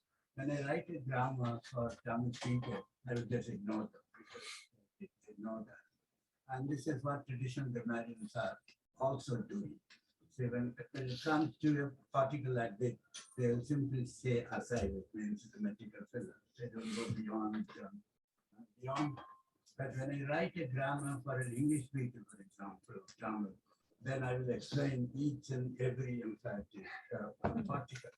So my question is whether the difference between the two schools derive from such a difference that one is writing grammar is having somebody else in mind, so he explains every particle. Another is for a different kind of people where the meanings of particles are taken for granted. Okay, so I think this would be less relevant for the schools of the rabbis because they're not writing a grammar, and the grammar is very it's directly tied to the commentary. I do think in the Greek it's very, when Dionysius Thrax, when you read his Ars Grammatica, it seems it's almost it would be like it becomes so popular because it can be used at school. It's a descriptive thing. It will say we have different particles, and these are the particles which are disjunctive, these are conjunctive. If you go to Apollonius Discourse, he's an analytic. So he's trying, his definition is no longer descriptive. He's trying to give general rules, and that's not really relevant for students. This is a scholarly approach of trying to take a huge body of text and try and formulate more exact.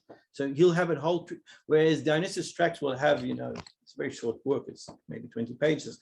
He'll have like half a page on verbs, half a page this, half a page on particles. And Dionysius Thrax will have an entire treatise only on conjunctives. So that I would say, because there you have a real effort to do something systematic. The rabbis just don't do anything systematically. They touch here, they may have had certain ideas, but you can never actually look and see if did he really implement his thing about every et or gam no, he didn't. And the same also for the school of Rabbi Ishmael. We'll only find systematic grammars much later impacted by Arabic grammarians in Jewish thought. But again, they I think they do function at the end as kind of what we call the Grammatical Monotheism, kind of, they have an idea of grammar. It's not that but they are formulated in a very coherent way. So we can patchwork and we can see that some things fit in exactly as what we would call grammar, and some things seem more imaginative or creative grammar. So I wouldn't give them, I mean, I think what you were saying is very important more for the Greek side of it. Yeah, two brief comments on the question. One in 30. This is interesting because I know I'm not going to go about this tomorrow, but in the say Iran, he takes Kotomar, so you should say, as being a marker for indirect discourse. He's simply referring to content. Yeah. It's only when the Torah says Elohim Barim, it's only with respect to God, it's actually a marker for direct discourse, or who's qualification. Now, the other thing, just to pick up on what Dino was saying, I would take that. I mean, actually didn't understand what the reasoning was, that a fortiori reasoning. Yeah. Because he uses the word hipone, so, which is not, don't just pause to absorb what I'm saying. He's saying, Meditate. really reflect on it. Yeah. All right, as if when you read between the lines, it's much more important than the lines themselves. Yeah, Right, Yeah. but then it's not clear why I agree. that should carry over to, our speech. Okay, but the third, the question I have is this, is that you've been translating the formula, as literary. Yeah. Okay, but usually and I think the medievals, they changed the meaning radically of that formula. But it means you're speaking like ordinary people speak. So people repeat themselves. Just that's a blue text, Yeah. not language. All right. Now, is there a tradition among the Greeks that formula is picking up on? Yeah. That would read it as something much more literary, as introducing paratextual elements No, or transitions. Not parallel. I have to be more exact. So I argue also at length that Dibrat Yakir Shulman does not mean spoke like people in the street speak, but rather it spoke lashon actually in also means idiom or figures as a literary text. And it's interesting because this actually very famous dictum appears only concerning only two cases: the repetition of what you'd call an internal accusative or motumat, and the repetition of the word ish. Those are the only cases where they appear, and both of them are not part of the natural language of the rabbis anymore. They don't speak in the Hebrew spoken at that period, whatever was spoken, no longer has these, they don't use it in the same way.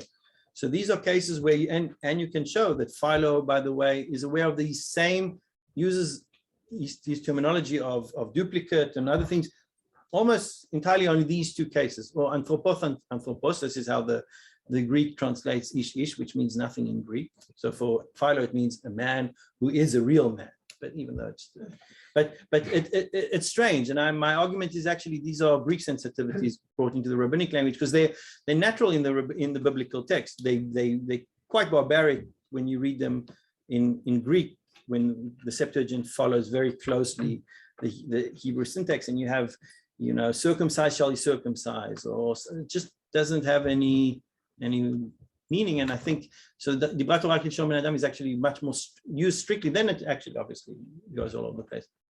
You got not the Very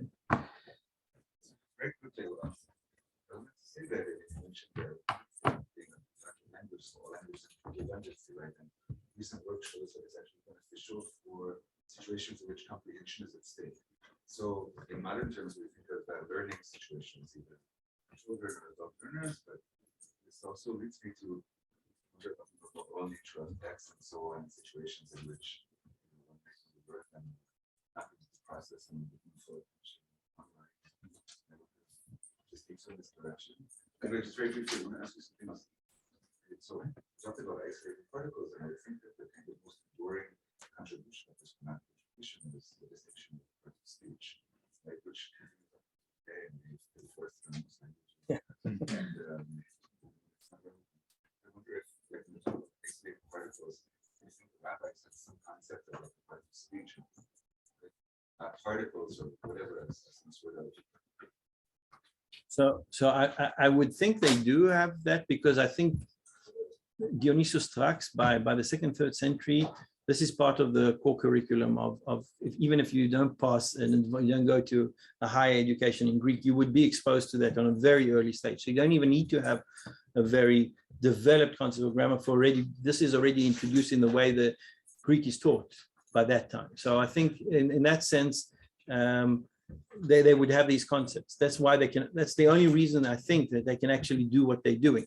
Now, do they have it in a systematic way? I don't think they know Apollonius Discolos in the more kind of advanced, but Dionysius Strax, who is then translated into many languages and becomes actually you have it translated into Syriac, even though it doesn't even, as you said, these things don't really work with Semitic languages, but you find a way of kind of, how do you translate? I mean, this is, I guess, what you do, Sanskrit, Tamil, how do you translate a grammar which is not for your language into your language? So this, I think this was very well known. The other point you made is it's very interesting that most of the time the Homeric scholars regard the Homeric text as written and not as oral, even though they might know it, and therefore they don't use orality as something to explain why, even though we all know that most of these repetitions are based on orality, and if you read Virgil and you read Homer, you see the big difference.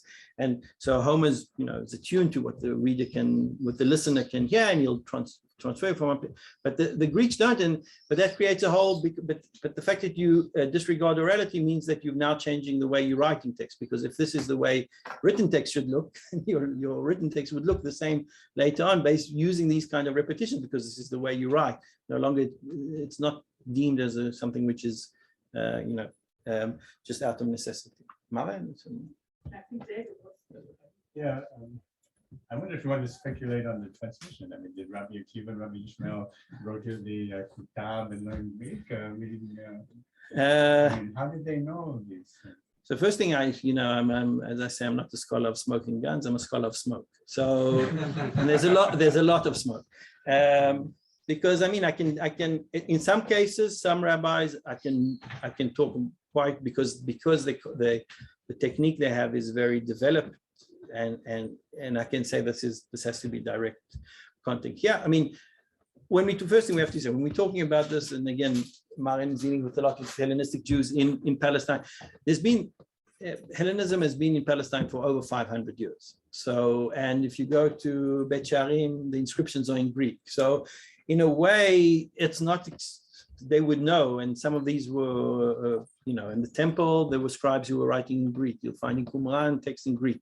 So this is not something which is impossible for Rabbi Ishmael's from a priestly family. So these are very possible. Rabbi Akiva might not have been exposed at that level, but he's exposed through the school of through Rabbi Ishmael, or through other channels. So I think in some cases we can really talk about acquaintance on a high level, on a textual level. And in other cases, this is just already the way people speak. I mean, if we take just one case of the impact of Greek on Hebrew, is the word Ella, which is Aramaic for elo. So if not, but is used in rabbinic literature completely in the term in the Greek sense of Allah. So rather, which is the basic of Greek way of creating dialectical statements. You don't say this, but this whole structure, which is, so it's not just a particle, it's a whole way of thinking of dialectical thinking. And this is everywhere in the rabbis. This is how Midrash Halacha built. He does not say this, but rather this. So this is this is just a little particle because it's based on a similar word. It's ela, but it's a watershed kind of, for me, moment where you've changed the way of thinking, and this is based on the fact that these two languages are. So if you ask me, I think in some cases I'll go back to the rabbis and they say, no, these techniques is just, is part of our tradition for 300 years, even though I can tell them it's not, because I can see it doesn't exist prior, and I can see it has a continuous life on the independent life in the Greek tradition. But in other cases, I'm sure they would say yes, it's actually. Yeah. Okay. Well, thanks. It's great to see this text again. And this time when I read over it, I had another question, a new one, and that is about the paragraphe in meta basis, and the fact that in the Greek materials that you have brought, they seem to be very connected to the beginning of the books, right? That's what they want. Examples, however, it's the we have sik inyan, which is not connected at all to these words. Now, what I noticed is that in Apollonius Dyskolos, somehow the conjunction is connected to the metabasis and also from similar examples, right?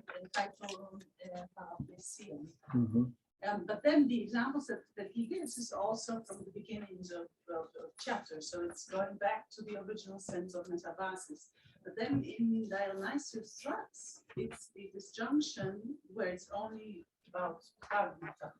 So there's no connection. It seems that it's a general phenomenon. There's no connection to the beginning of books. So my question is, why not just think about the rabbis kind of vis-a-vis Dionysius Strux, and because that's what the rabbis are up to, aren't they? And not connect them to Apollonius discourse. Yeah, to the whole discourse about paragraphe and metabasis as a kind of an extended operation concerning the division of books. No, so I think the division of books is a byproduct of the identification of this formula. I think that on the one hand, on the basic grammatical understanding of particles, I think I would go closer to Dionysius Strux because that's simpler. But what I do see is a very interesting overlap in Rabbi Ishmael between Ifsik Inyan as transitional formulas, so a verse which is there only to transition us from one place to another, and Ifsik Inyan by his student, which is used for the definition of a particle. And which I didn't go into because it's too technical to explain how Apollonius Dyskolos combines the discussion of metabasis, as you said, because his example is actually taken from the beginning of the book, but he's talking about the deck. He's not talking about the transition formula. So you can see he's combining two strands of thought and showing us this that metabasis can be in a way referring both to sentences and to particles. And the fact that the term metabasis again it seems to be the exact translation of masi, leasi, and again this is I think that in that case we have a very strong case of I think even the technical terminology. Again, they use it very differently because the Torah is not Homer, and they're dealing with mainly legal texts, and the transitions they're looking for are different. It's not, they won't find the same transition formulas, shifting from one scene to another, as you find, but they do suddenly notice repetition, saying, well, the scripture transitions us from one prohibition to another. So I think it's using it in the way which the Scholia BT uses it. And Apollonius Discourse is just an interesting way of showing us that the same term metabasis could be used for a particle and for a phrase. So again, I agree with you that the basic grammar, I don't think they're as sophisticated as Apollonius Discourse. That's a few steps above. But on the understanding of metabasis or transition or separation, the fact that they all use the term, again, it seems quite banal now to say that something separates a matter from a matter, but I think it's very interesting to see because it's been debated how to even understand inyan in rabbinic literature in these cases, afrid inyan mi inyan, and I think in this case, pragma can help us. It doesn't help because we don't know what pragma is, but exactly the same term. So ifsik et inyan. So I think this is. It helps seeing them, and in this case, I'm not going because the rabbis don't have a very advanced grammatical understanding of Apollonius Discourse. I'm not going into the more intricacies of Apollonius Discourse, but mainly bringing these few quotations which at least show something more general of concepts of grammar. I think I have to insist that we have sick. Ifsik et inyan. So, thank you very much. 4:15.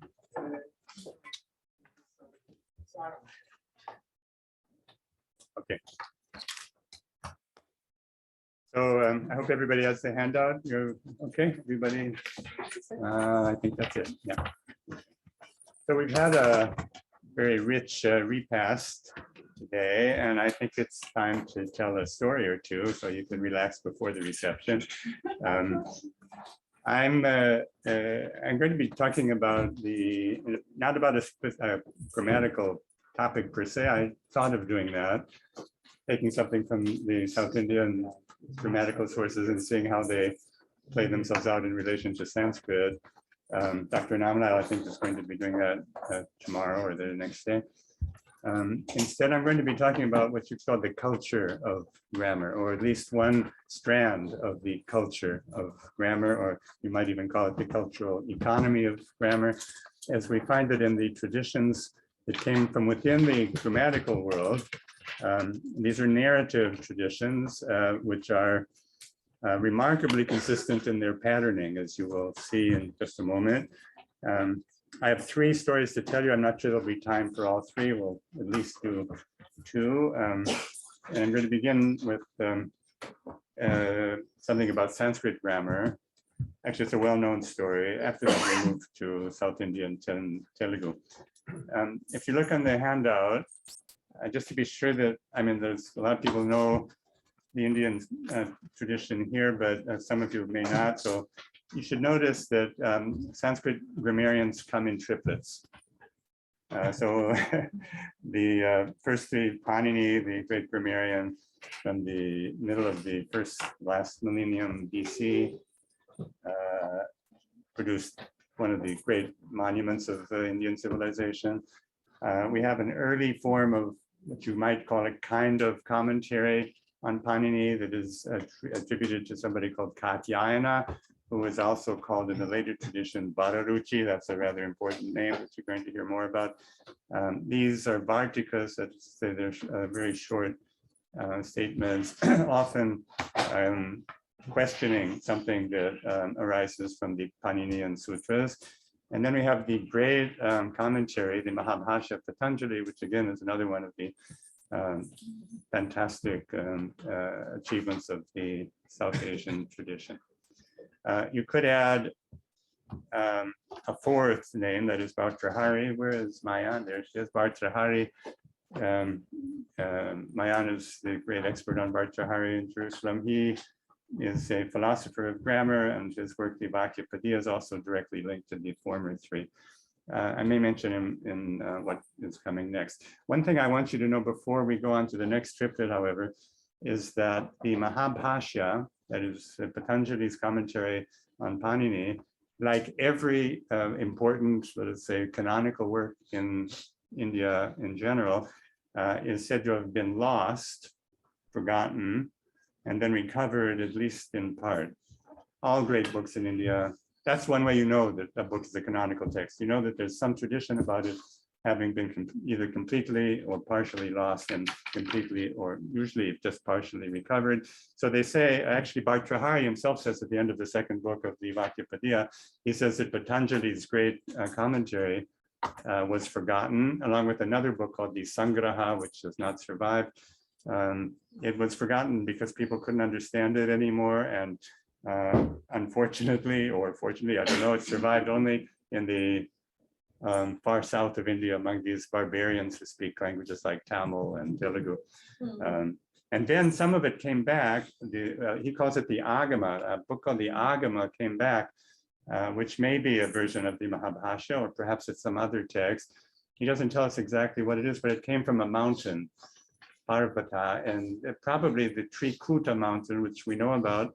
And it's possible that the author of this Agama was none other than the demon Ravana, whom some of you saw here last week several times in Jerusalem in the Kudiyatam performance. That is to say, he's the 10-headed king of Sri Lanka, a rather violent character, but also a great grammarian and a doctor. He invented medicine. He also invented music. He's a rather ambivalent character, as you can see. So that's what Bhartrhari tells us already in the early 5th century, that the Patanjali text was lost and then survived somehow mysteriously in South India and then partly recovered.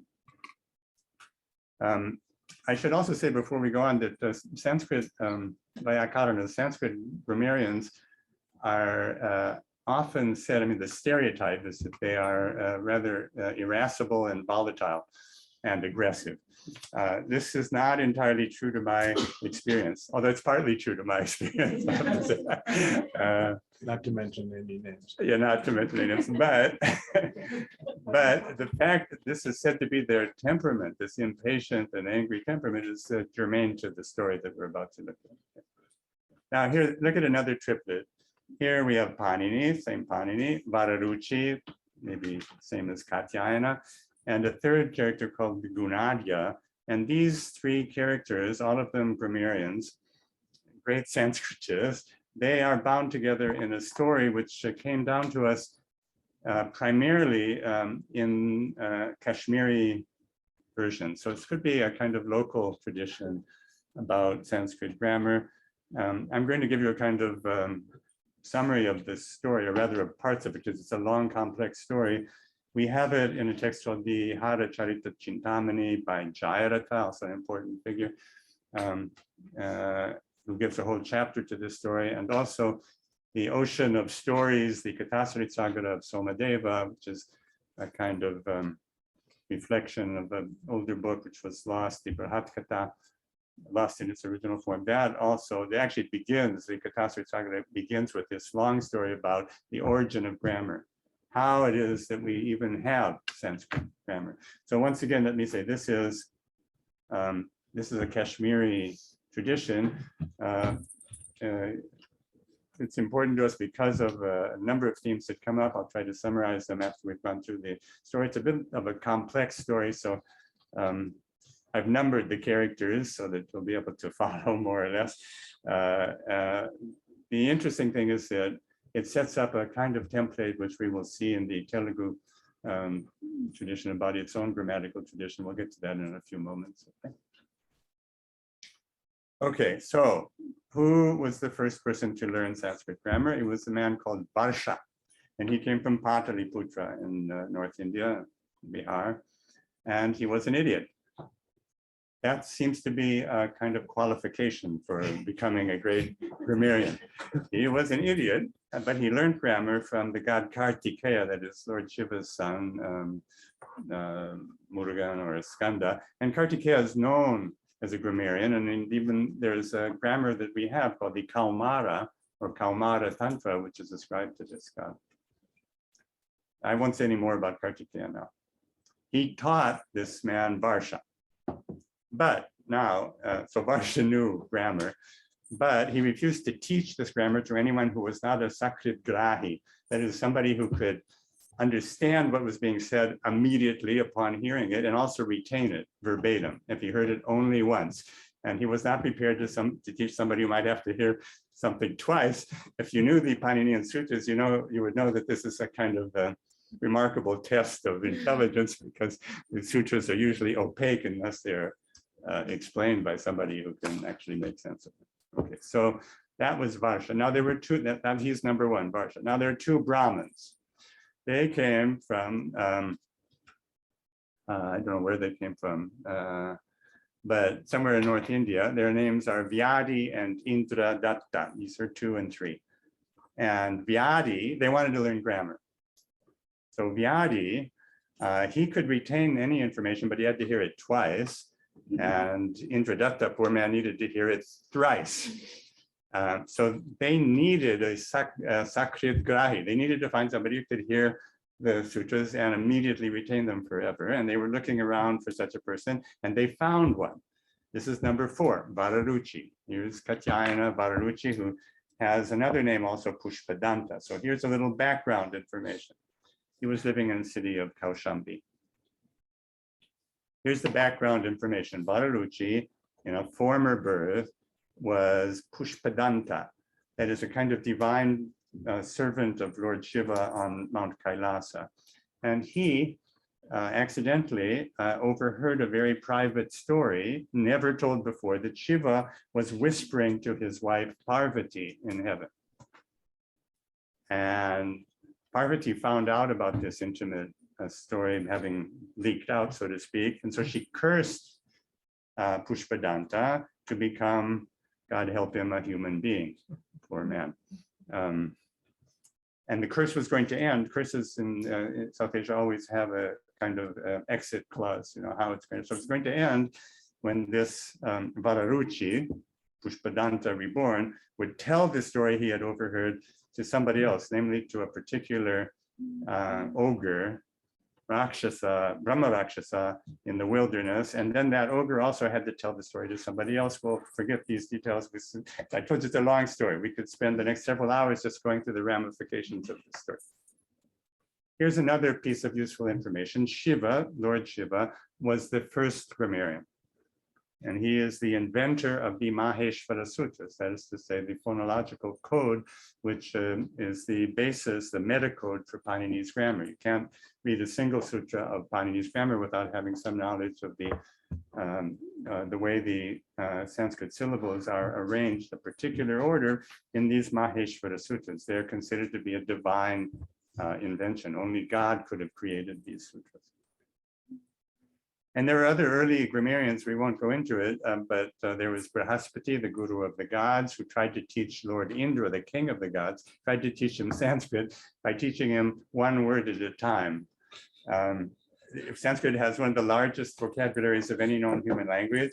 And after something like 100,000 years, it became clear, even though he was learning a new word every day, it became clear that he would never know Sanskrit at that rate. And so then something else had to take place. We won't go into that, but that is that story, if I'm not mistaken, is in the Pashpashachnika, that is to say, the Mahabhashya's introductory chapter, which explains why one should study grammar. So you wouldn't have to go through the process Indra was going through, but here it's a kind of faster way of doing it. And also I mentioned Ravana as another kind of forerunner of our first human grammarian, namely Varsha. I might tell you that Varsha is going to become the first grammarian. This Varsha, he was a psychologically traumatized person because he was an idiot, as I told you, but he had a brother who was very, very smart.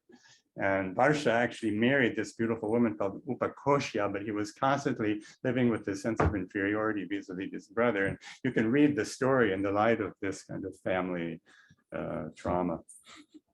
Okay, so remember Vyadi and Indradatta, the two young Brahmins who wanted to learn grammar from Varsha. And they found this young Vararuchi, and they took him to Pataliputra to study with Varsha because he was a Sanskrit Grahi. He could understand everything immediately. Okay, so far everybody still with me? Okay, now, okay, here's number 5, Panini, our hero. He was an idiot too, Jadabuti. And he came to study with Varsha because he wanted to learn grammar, but Varsha threw him out because he was a hopeless student. So Panini went to worship Shiva. Remember, Shiva is a kind of arch grammarian in the Himalaya, and the god taught him a new grammar, Navya Vyakaranam, the foremost of all sciences. I guess it's important for me to tell you, those of you who don't know, that grammar, both in the narrow and in the wider sense, occupies in the Indian epistemic world the position of, let's say, mathematics in the Western tree of knowledge. In other words, it's the prototypical science which structures all erudite domains. Okay, so now Panini had learned this grammar from the mouth of the god. He went back to Pataliputra. He challenged Vararuchi. Remember, Vararuchi is the one who was learning from Varsha because he was a Sanskrit Grahi. He challenged him and all the others to a grammar contest. And the debates went on for 7 days. And on day 8, just as Vararuchi was on the point of winning, Shiva roared out a tremendous roar, Hunkara, boom, from the skies, thereby, here's the important point, thereby eradicating the earlier grammar, which is called the Indra or Indra's grammar, which is exactly what Vararuchi had learned from Varsha. So, I mean, you have to kind of stop for a moment and realize what this meant, because there was no grammar on earth until Varsha had learned it, and now Vararuchi had learned it, and now it was gone, actually completely eradicated forever. Well, not quite forever. We have some fragments of the Indra grammar, which are, they were published a long time ago by Burnell, They're reconstructed from odd bits here and there in the commentaries. And there may be some connection with what is later called the Katantra grammar. It'll come up again in a minute. This is an alternative grammatical tradition. But anyway, Vararuci, who had learned it all, this grammar, he was now grammarless. So what did he do? He did the obvious thing. He went to the Himalaya and he also worshiped Shiva and he learned the new grammar, to which he also contributed under the name of Katyayana, as I told you earlier. Okay? And so did Varsha, same thing, except that he learned it not from Shiva, but from Kartikeya, Shiva's son. And so now, Panini's grammar reigned supreme. So far, there are no rival systems. There had been one, but it was completely destroyed. Okay. There's a political grammatical epilogue, actually two. We won't go into this in great detail, but still just to give you some sense of the texture of this, this grammarian's world. So here's Vyadi and Indradatta and Vararuci, the three of them who had actually studied from Varsha, the first grammarian, right? And they had to pay their teacher, Varsha, his fee for instructing them in what was now the obsolete, in fact, lost Indra grammar. And Varsha demanded 10 million gold coins for what turned out to be a completely useless course of instruction. So that was a lot of money, and they had no choice, really, these students, except to ask Nanda, who was the king of Ayodhya and was known for his generosity, to give them the money. That's something a king might do. If a scholar turns up, and true scholar, the king would, maybe give him 10 million gold coins. But Nanda, unfortunately, died just before the students reached Ayodhya. So what could they do?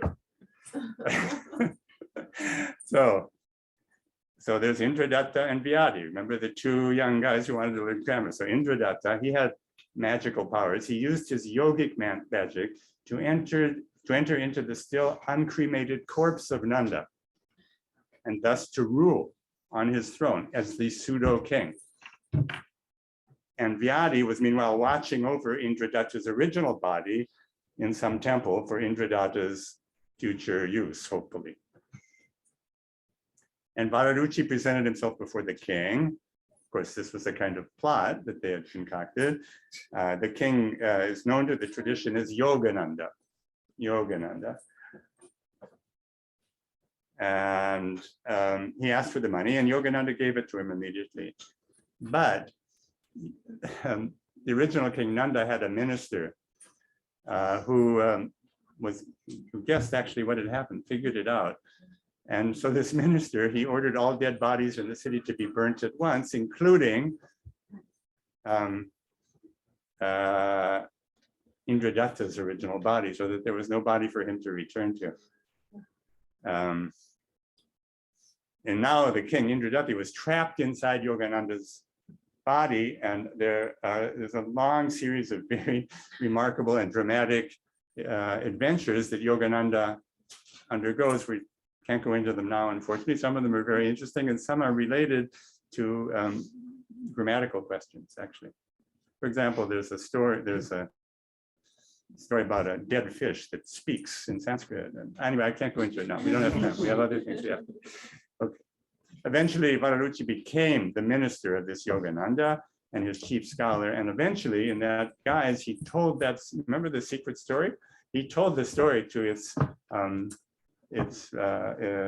preordained recipient, thereby releasing himself from the curse, Parvati's curse, if anybody still remembers it.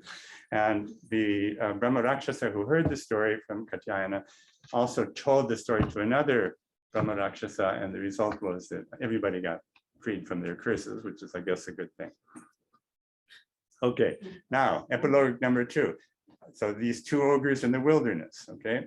The second one was born as a reborn as a Sanskrit Pandit named Gunadja. And he's the third in the second triplet that we have, which was Panini, Vararuci, Katyayana, and Gunadja.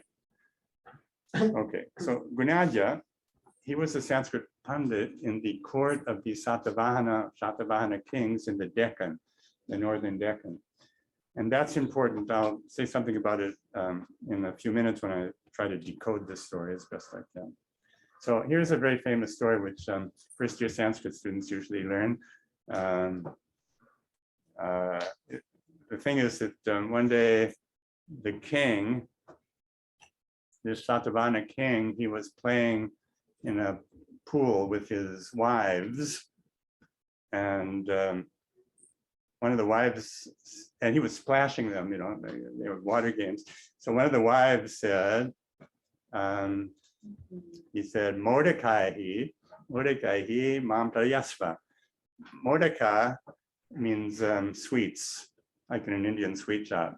But Mordecai, actually, this is in Sanskrit, what she really said to him, what it meant was, don't sprinkle me with water, don't splash me with water.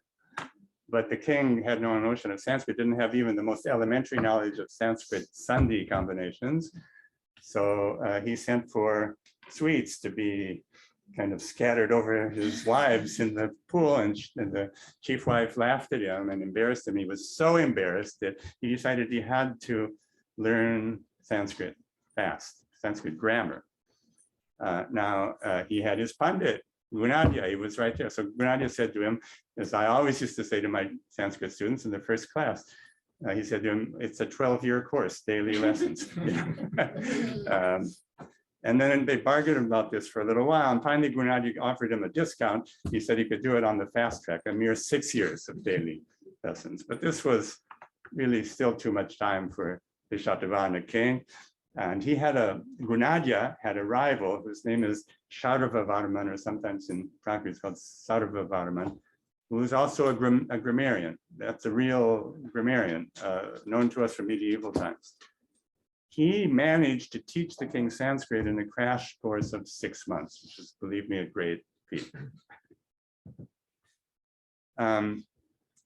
Okay, here's another thing, just to add a little more color to the story. Sharvavarman had learned the old grammar from the god Kartikeya, the original grammarian, we might say. And because, so the god, he had said the first sutra, the first little tiny textual bit of the grammar. But because Sharvavarman was very sharp, he immediately guessed what the second sutra would be, and he said it. And this made the god Kartikeya very angry. And Kartikeya said, listen to this, that if only Sharvavarman, his pupil, had held his tongue, this grammar would have ground Panini's grammar into the dust, which I guess would be the goal of any new grammarian, right? So that grammar is what we have today in a somewhat fragmentary form, and it goes under the name of Ka-tantra or Kalapaka, which was a popular grammar in East India, in Bihar, Bengal, Orissa. It's a medieval grammar. And perhaps, as I said earlier, there's some link with the old Indra grammar. And I should tell you that the Ka-tantra grammar actually quotes Paninian sutras, quite a lot of them. So it's a kind of mixture of a précis of the old the original Paninian sutras with a number of rather interesting and important grammatical innovations, which I'm not going to go into here. Okay, just to end all this story, Gunadhya is the one who said he could teach him in 6 years. He was very depressed at his rival's success. He swore an oath never again to speak Sanskrit or Prakrit or any local language, Deshabhasha, and he went off into the wilderness. But being a great linguist, he very quickly learned the language of the ghouls or demons, the Pishachas, so Paishachi, and they were telling all kinds of hair-raising stories, which in fact are the basis of the Brihatkatha that I mentioned earlier, which is the source of our story here. This story comes from the Brihatkatha, and it was originally, according to tradition, it was written in Paishachi. And I don't want to tell you how the book was published. It's another hair-raising story. But anyway, Gunadhya, he found a language. It was a demonic language, probably Proto-Telugu or something like that, because we're in the Deccan, in the northern Deccan somewhere. Okay, that's your first story, and I want to try to say a few things about. I don't know. That made you some little points which are fairly obvious, but then I want to take a minute to maybe speculate a little about why this story and later stories take this form of eradicating an earlier grammar in the interest of producing the grammar, let us say, that we have, of Panini, or any new grammar. Okay, so what do we learn from this story? There's several obvious things. We have what you could call grammatical monotheism. I use the term advisedly because it's a kind of, we call it, it's a kind of theology, this thing of grammar. Grammar is not merely in the world of this tradition. We're talking about stories that come to us from 10th and 11th century Kashmir. They're continuous in some way with materials that we have in the Mahabhashya. But anyway, in this medieval reworking of the tradition, you can see clearly that grammar has a kind of, let's call it an existential urgency or something. And that's because language is the stuff of reality. So monotheism, grammatical monotheism, that means that various schools of linguistic analysis are mutually exclusive, and rival schools have to be stamped out, irrespective of their intellectual merits. And grammar itself, as you can see, is a rather precarious business, and there is latent violence of one kind or another at every stage, interestingly. I told you this morning that there was some reason that we're calling this school grammar wars, right? Okay, another thing, you need a teacher, preferably an idiot who was given grammatical wisdom by the god. So grammar has a divine origin, no question about that. It's not something that the human mind could have invented alone in the nation, according to these kinds of stories. Now, there's another really important thing. I skipped the third note first, as third point. I just want to say a good grammar is one that has been lost and partially reconstructed. But then now the third note, which is, I think, an interesting one, because there's a kind of skeptical or subversive note that creeps into the meta-narrative. Because maybe an alternative linguistic system would be better after all. Remember, if only Sharva Varman had not opened his mouth too soon and guessed what the second sutra was going to be, the god would have taught him, and it would have reduced the Paninian system to dust. And maybe we would have been left with the Sharva Varma system, which would have been superior. It's an interesting notion because it assumes, it seems to me, that despite the grammatical monotheism, there's a kind of how should I say this? A kind of escape hatch, or there's room to imagine a system that might be better than what we have. And that has a lot to do with the authority structure of the grammatical position, the grammatical tradition as such. I'll give you an example of this in just a minute. The grammatical science that we have goes back to the original triad of three grammarians with which I began: Panini, Katyayana, and Mahabhashya, and if you like, you can add Bhartrhari. It's really important for me to say to you that the Paninian grammar is a descriptive grammar for the most part, not a prescriptive grammar. And you don't have to believe me, you can believe George Cardona, the great Paninian scholar, who says it just like that. There's no reason to think that the Paninian grammar has hardly and has any prescriptive parts, or, I mean, it turns out that there may be a few. I'll say something about that in a minute, but it's a descriptive grammar and highly empirical, and it's a grammar which first of all recognizes explicitly Panini's predecessors in the grammatical tradition. We know their names, Spotaina, there's a whole series of them. And also it makes room for alternate possibilities, there are options, there are optional rules, which are, you know, in which it's not as if there was just one final rule. And also there's dialectical variation. Quite often tells us what the people in the Eastern Delta of the Ganges, how they spoke Sanskrit. So there's a notion of dialect. They're legitimate dialects. And not only that, it's not an entirely closed system because the Paninian grammar is based on, among other things, on an external check, an external criterion.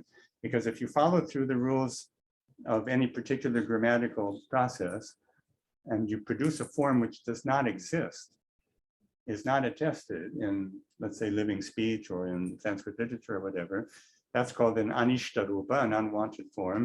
And that means that there's some problem with the rules and they're going to have to be reformulated in some way in order to solve that problem. Okay? So that's rather important that there's an external criterion. It's not a hermetically sealed system. But over time, and this is also rather important, over time, this primarily descriptive grammar became a prescriptive one.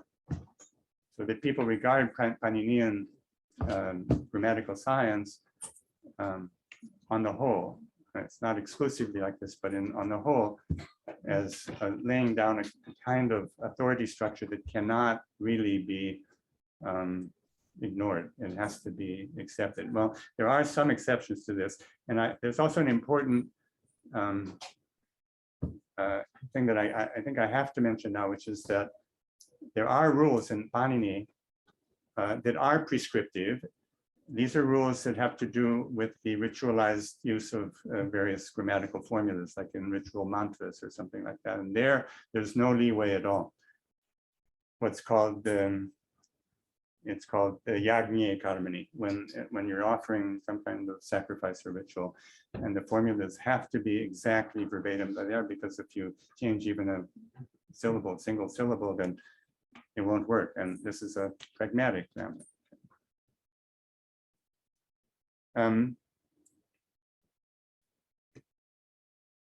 Just for the record, I want to say that when we reach the early modern period, something rather important changes. On the one hand, I mean, I think Gary's going to be talking about Patochi, are you a little bit, or? Yeah. I'm not going to go quite that far. Okay, not sure. Okay. Anyway, there's an attempt to reformulate the Paninian system in what is a kind of textbook fashion, so that there are topics that are learned in a kind of school, like a school fashion or something like that. But Batoji, who produced these reformulated Paninian rules in the 16th century, he also is completely committed to the total authority of Paninian grammar. It's an important point, as are his students, Kaundabhakta. But in the mid 17th century in Kerala, we have a great grammarian, Milpatur Narayana Bhatta, also a great poet, produced a work called the Prakriya Sarvasva. And he says, very interestingly, he says that there are plenty of alternative grammars that should not have been put aside.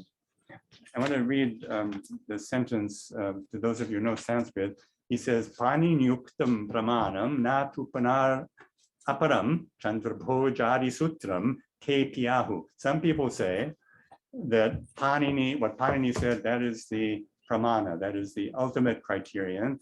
And nobody else, like Chandra and Bhoja, these are other well-known grammarians, none of them have any authority at all. Some people say that, and Narayana Bhatta says, Pallagishtam.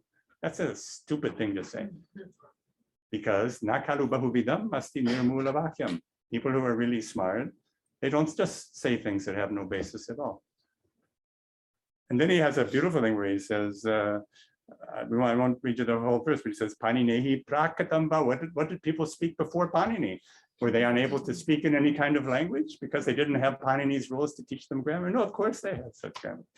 And then he says, Virodhepi, if there's a kind of conflict between Paninian grammar and any of the other systems, kalpyo vikalpa, so let it be a kind of optionality, let people have various options. It's a kind of open-ended vision of what grammar could be. I think it's a part of this early modern revision of linguistic science, and I could talk more about that later if we have time.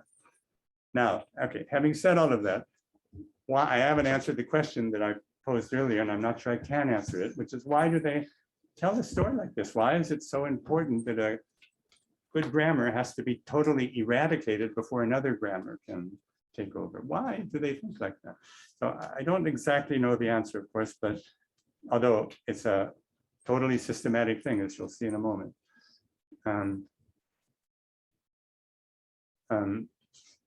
So I want to mention maybe 3 considerations which I think are relevant. And we can perhaps together begin to think how they might relate to the question that I'm talking about. First of all, even within the Paninian grammar, as I said to you a moment ago, there is a kind of tension between the prescriptive and the descriptive. It's not a very strong tension in Panini, but it becomes increasingly powerful. And that relates to questions of normativity per se, because the Paninian grammar is not a grammar about normative usage. It's a grammar about, it's a descriptive grammar, modern in that sense, you know. And normativity, if you have a series of grammatical rules that you have to obey, it almost invariably inspires a certain amount of resistance and hostility. And in fact, there's a lot of hostility towards Panini. It's amazing. In fact, sometimes they mock the Paninian sutras because of the meta language, which is very kind of barbaric to the ear. Or at the very least, we could say there's a kind of ambivalence towards Panini. And after all, there's the story that Panini was an idiot himself. And I mean, there's a kind of theme of this kind of anti-Paninian normativity, with a streak that runs through the grammatical tradition. And I think it's important. That's one element. Then we have to remember that even in very early Sanskrit, and certainly in classical Sanskrit, and throughout all the rest of South Asian linguistic history, everyone is operating in a multilingual environment. It's a bit like what Yitzhak was telling us about this morning, you know, on a mass scale, you know. I mean, there's always diglossia. There was never a moment in India, I think, in any part of India where there was not a diglossia. And actually, it's not usually a diglossia, but a multiglossia. And that multilingual environment has an impact on the way grammar itself is going to be conceived. Actually, like we saw this morning, in a way, Alcuin. So keep that in mind. And then, you know, I presented this story as if it had its own internal logic. I think perhaps it does, but you have to remember that there were real human groups who embodied these rival grammatical tradition. That's really important. For example, we have Buddhists who produced their own grammars, including the early Prakrit grammars. And these were grammars which in some ways sometimes competed with the Paninian system. In other ways, they were dependent upon it. It's a complex relationship. We don't want to go into the details, but we can certainly imagine internal dissension among the grammarians, which would have produced this kind of picture, and also sectarian variation and that kind of thing. And part of that same dimension of internal rivalry is the fact that grammar is a political entity. I like to say about Kerala that the most serious political act in Kerala for the last 500 years is Vedic recitation in some temple. It's a political thing. And I think I would say, following Shelley Pollack, who wrote a beautiful chapter about exactly this question, that grammar is grammar, the production of grammar, the knowledge of grammar, the production of new grammars, the production of new grammars that will supersede the old grammars. That's a political act. So I recommend to you Shelley Pollack's chapter on what he calls grammar envy, a fact of life in medieval India for sure, and maybe earlier than that. His example is the moment in 1140 when the Gujarati king Chaulukya king Jayasimha Siddha conquered the city of Dhara, the city of Bhoja. Bhoja was a grammarian, a great grammarian, and these Gujarati soldiers, they emptied out the library in Dhara and took it back to Gujarat.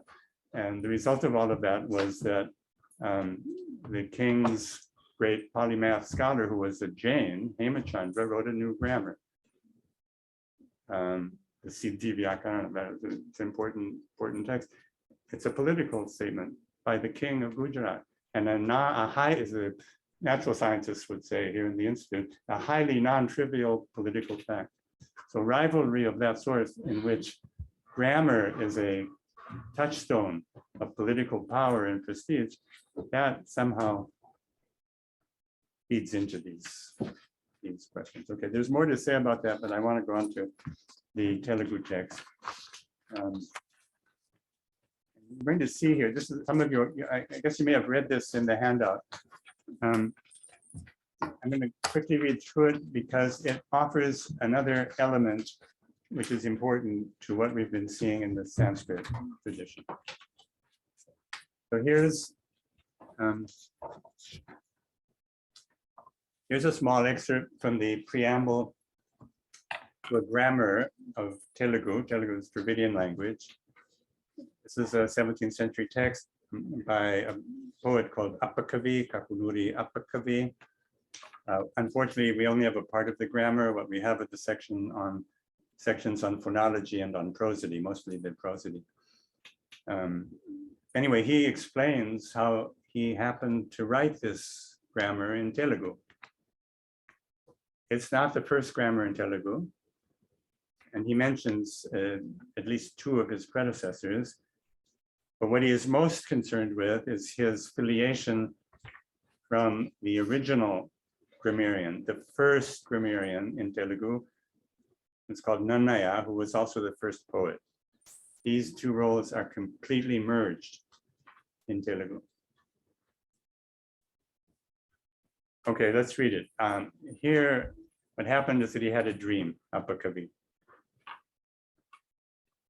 in which the god, Lord Vishnu, appeared and introduced himself politely, and he told him to produce a Telugu version of Nannaya's original grammar, which of course was lost, naturally. But here's what the god said. You're listening to the reported speech of Lord Vishnu in a dream to the author of the Appakaviyumu text, okay? The god says, I'm delighted at your awakening. Let me introduce my two wives, Wealth and Earth, and myself, the god with lotus eyes, that's his name. I have come to you, good Brahmin, in affection to bring you certain fortune. Make Nannaya's book into Telugu with my help, to the poet's astonishment and praise. The very first verse, these are verses, the very first verse tells you that this grammar that Appakavi is going to write, first of all, it's going to go back somehow to the lost text of Nannaya. But why is he going to write it? Because poets need it. Grammar in South Indian languages is, I think one could say, first and foremost about poetry. This is not to say that the Tamil Tolkappiyam or the other Dravidian grammars were without interest in intellectual and linguistic problems for their own sake. They were. But the idea that a grammar should serve poets, and that's why we need a grammar, that seems to be a pervasive South Indian idea, and he tells you right away. Now he says, don't ask me how you are to turn into Telugu, a book you've never heard or seen. I'll tell you all about that book and how it will come to you. Nannaya Bhatta first composed the grammar called Andhra Shabda Chintamani, the magic jewel of Telugu words. In Sanskrit, by the way. It's composed in Sanskrit, but it's a grammar of Telugu. Then, following those rules, he wrote 3 books from the Mahabharata, the first poem in the language. Nannaya is supposed to have died in the process of composing the Mahabharata, and indeed, everybody in India knows that it's not advisable to try to translate the Mahabharata from the beginning to the end because you're almost certain to die on the way. There were 2 poets who died on the way in Andhra. Okay, now, while Nannaya was busy with the Bharata, Nannaya suppressed his rival Bhimana's book. Bhimana is a known poet, and his book called the Raghava Pandaviya. That is, it's a combined Shlesha work of the Mahabharata and the Ramayana told in the same syllables, right? That's also an interesting point. Bhimana, the book, we don't have the book, but Bhimana is a known Telugu poet.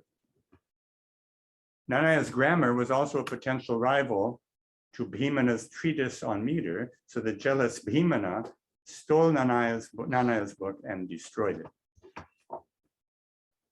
Later, a mighty poet in Dakshabhati made a rule. Telugu poets must never use a single word unless it is attested in the Bharata of Nanaya, the lawmaker of language, since no rules of grammar survived. And you'll notice that there's a perceived need for rules. Poets need them. And we also have the fact that you can't use a single Telugu word if Nanaya hadn't already used it. So this is not so far from what we heard this morning, right? Something like that. That's the authority, that kind of initial authority. Okay, from that time on, great poets of the past, Tikana and the rest, composed their works following the words and ways of Nanaya in his 3 volumes. But Sarangadala, the son of King Rajaraja Narendra, had memorized this Telugu grammar of Nanaya's in his childhood. Even as Nanaya was composing it, no one else ever knew it. We just read a moment ago that the jealous poet Bhimana threw the Nanaya grammar of Telugu into the river. Well, actually, we'll get to that in a second. He destroyed it. That's what we read. But fortunately, this prince, Sarangadala, of a king whom we know, Rajaraja Narendra, 11th century king in Rajamandri, he had actually heard the grammar and learned it by heart. And there's a long story which I can't go into, but it has to do with the kind of Joseph and Potiphar's wife situation, because Sarangadala, the prince, was a very handsome young man, and the king's wife, Sarangadala's stepmother, fell in love with him and tried to seduce him, and he rejected her. So the king, you can see in the next verse, Sarangadala's feet and arms were amputated on the order of his senseless father, but they grew back with the help of the Siddha Matsyendra. And then Sarangadala himself joined the ranks of the Siddhas. Remember, although he'd lost his arms and legs, he still knew the grammar, fortunately. And then that worthy man, that is to say, Sarangadala, he gave the book of grammar to Bala Saraswati, that's a poet called Elakuchi Bala Saraswati, near Matanga Hill in what is today Hampi, in the last Kilaka year, that's the 60-year cycle. And the latter, this Bala Saraswati, wrote a Telugu class on it. We have that book. We have that book. That is, we have Nanaya's Sanskrit sutras defining Telugu grammar, and we have Bala Saraswati's Telugu gloss on it. Now the god says, that is how it happened that Bhimakavi, with evil intent, threw Nanaya's grammar into the Godavari River, and that later King Raja Narendra's son saved it for the world. That book, with 82 Arya verses and 5 chapters, will be delivered to your door by a Brahmin from Matanga Hill. Well, he just told us who that Brahmin was, right? Bala Saraswati. And the god says, I'll come back to it in a second. The god says, the lawmaker of language composed that Sanskrit grammar with the help of Narayana Bhatta, his scribe. I will assist you in making it Telugu. And then he says, in the language of the gods, one can pack dense meaning into sutras of minimal syllables. If you do not elaborate in Telugu, will anyone understand? Nanaya composed the rules of word making in the impenetrable coconut mode. Mode is paka. There are 3 paka. That's a kind of cooking. So there's draksha paka, the grape mode. In other words, you just eat the grape, there's no problem, you know. But then there's kadali paka, the banana mode. You have to peel the banana in order to understand the words, right? And then there's the narikela mode, that is the coconut mode. We have to break open the coconut in order to understand what is being said, you know. So he says, Nanaya composed the rules of word making in the impenetrable coconut mode. You know, there's a modern Telugu poet who composed it in even more forbidding paka, forbidding mode. He calls it the Pashana Paka, the code of the rock. You have to like break the rock in order to understand this word. That's a reference to Vishwanatha Satyanarayana, by the way. Anyway, the god says, mere Telugu speakers won't find their way through them. You must write them in a style soft as grapes. And Vishnu and Kamapali is your own god. Dedicate this book to him. We ask nothing more from you than this. And then, then the grammar begins. Okay, now, there are a couple of things I want to draw your attention to. There's a third grammar, by the way, called the Ahobila Panditya in Sanskrit, another Sanskrit grammar based on Nanaya's supposed original sutras. We have that book. And that book at the beginning tells the same story, exactly the same story about Sarangadhara, the amputation, the way he recovered his arms and his legs, the way he passed on the book to Balasaraswati and so on. This was obviously a very strong tradition in the Telugu erudite world. The Brahmin turns up the next morning with the book in hand. He's carrying a big, heavy book. That's also interesting. It's a written text. What Nanaya supposedly composed was an oral text. That's how Sarangadhara learned it and remembered it. And it's a good thing too, because otherwise we wouldn't have the text according to the line of transmission. But here we have a written text. So we're in a new world where the writing down of a text like that is a very necessary element. And the very first sutra of the so-called original Nanaya text is Vishvashreya Kavyam. Poetry is for the good of the world. And I want to make it clear why that's the case, because it could be that this is underlying the previous story that I told you. You see, a poet, an Andhra poet, we're talking about 17th century, an Andhra poet, he is supposed to be what's called a Vashyavakya. He has within his control the combinations of syllables which can change reality. It's a kind of magic, if you want to use that word. Syllables, if they come in a certain order, they can do all kinds of things, and a poet is supposed to know that order. It can kill a rival, it can destroy the rival person's grammar, it can make a woman fall in love with you. There are all kinds of things that a poet is supposed to be able to do. That's the science of writing poetry. Along with that science, poetry is supposed to be beautiful, and it has alankara figures and has all kinds of other things. But you don't get a real poet who is unable to control the syllables. So that, you remember I said to you a moment ago, grammar is a kind of metaphysical or existential venture. And it has to do, among other things, with this kind of notion of what poetry is. And along with that, as you saw, we have the notion of the lost book, which is regained, the lethal animosity, and the divine source of the charter. Okay, if I have time, I want to tell you one last story quickly. I have enough time? Okay.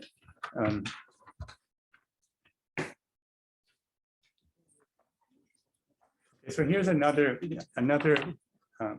South Indian take on that problem that we're dealing with.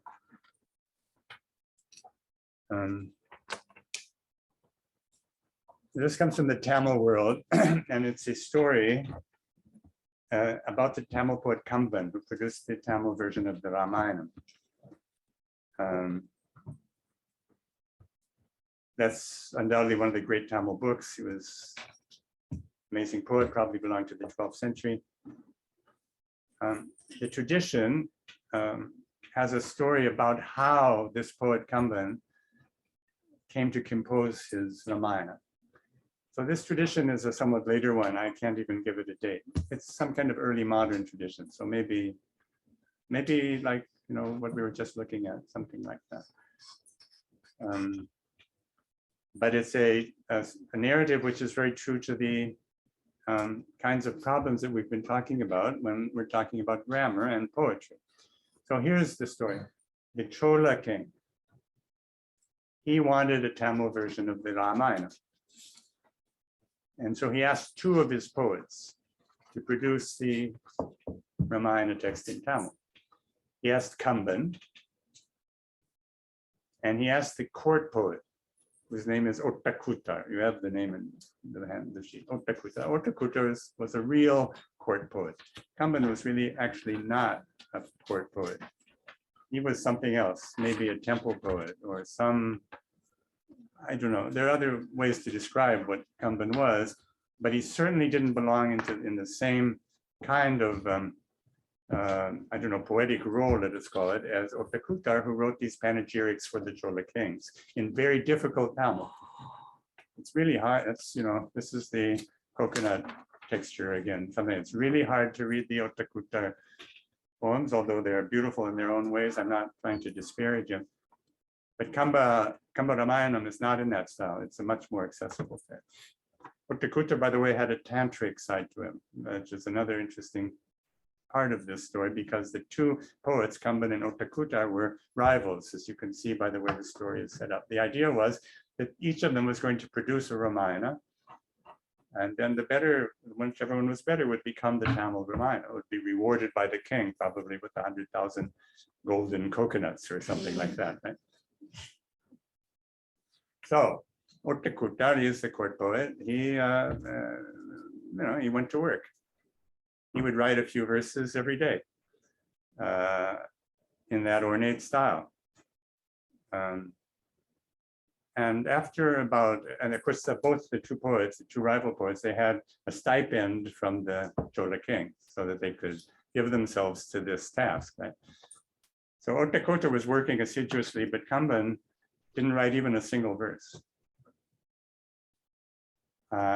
He was having a good time. He spent the stipend on food and drink, sambar and rice, and probably spending time with the Vaishya courtesans whom he loved. He writes about them quite often. Not a single verse. So after about a year had passed, the king called the two poets into the court to see how far they had come. So Otakutar said, he said, I'm at this point where the army of monkeys are searching all over the subcontinent for Sita. It's pretty far along in the Ramayana.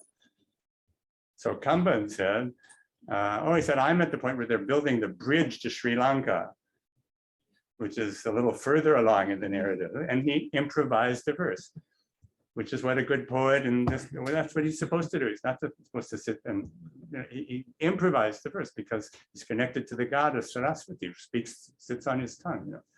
Here's the verse, you have it right here. Kumadanitta kulavarai kuttaril, tividam itte, kiriyun tirai kadal tumitam urpugavana vatullinar, amudan innum erum ennum asayal. I'll tell you why I highlighted Kuttaril in a moment. What this means is when the monkey, Kumudan, that was one of the monkeys who was involved in building the bridge to Sri Lanka.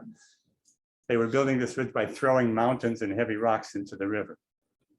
So when the monkey Kumudan cast a vast mountain into the ocean, the waves rose with a roar, and a few drops, Tumi, reached heaven.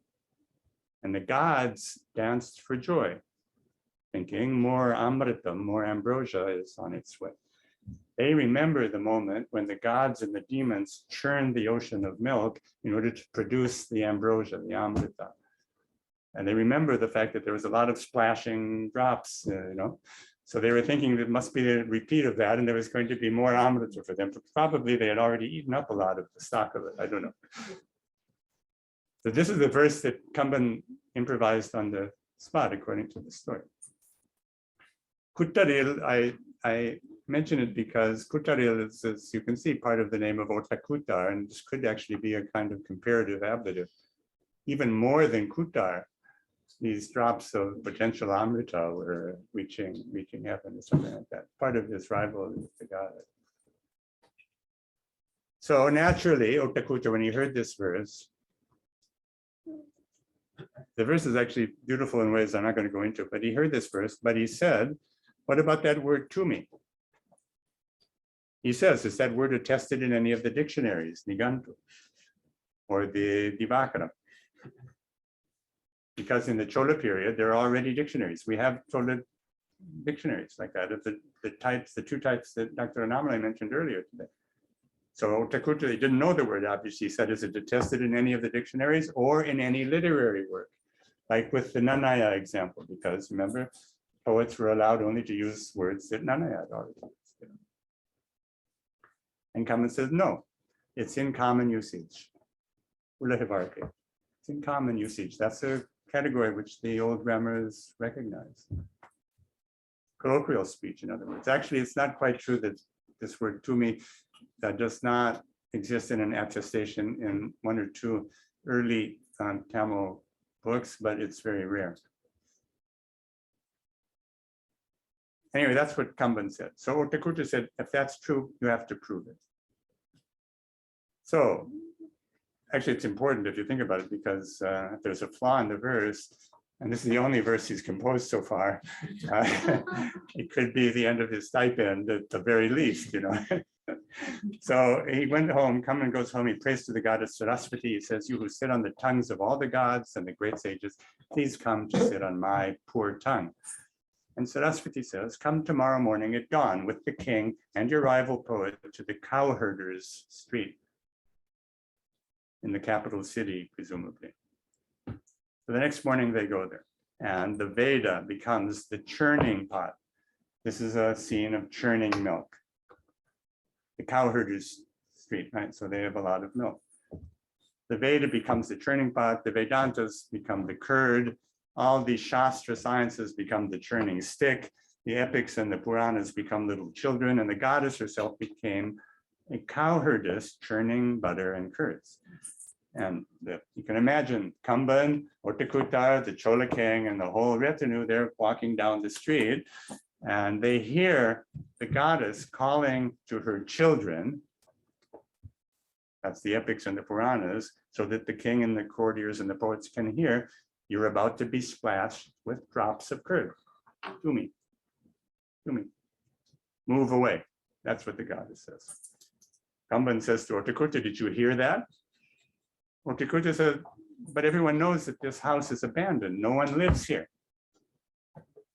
So they peek inside and they see that the shepherdess, churning, and all the rest suddenly disappear from sight. That's not quite the end of the story, because Kamban now has to finish his Ramayana. That's 12,000 verses. And the tradition says that he finished it by writing it down on palm leaves, writing the text. It's important. He did it in 2 weeks, working day and night, not sleeping. And at night, the goddess herself, Bhagavati, held a burning torch over him. He was sitting in the temple of Tiruvotri, or in what is today North Chennai, and he was writing his 12,000 verse Ramayana, which is unquestionably one of the great Tamil works. And by the way, when he finished it and brought it to the Chola king, well, first he brought it to Otakutta, his rival. And he found Otakutta, who had finished his Ramayana, probably also 12,000 verses, but he had well-founded doubts whether it was up to the mark of Kamban's work. And so he tore up the palm leaves. He was destroying the entire work. When Kamban turned up at his house, fortunately, he got there before Otakutta had finished tearing up the final book of the Ramayana, the Uttarakandam, which is what we have today. We have the 6 volumes of Kamban's Ramayana and the 7th volume, which actually nobody ever reads, by Otakutta. And then there's a long story about the initial public performance or publication of this verse, the Arangation. I can't tell you that now. Why have I brought you this story? This is part 3 of a kind of triptych. We went through the intense rivalries, violent rivalries between the Sanskrit grammarians, and asked ourselves why they tell this kind of story.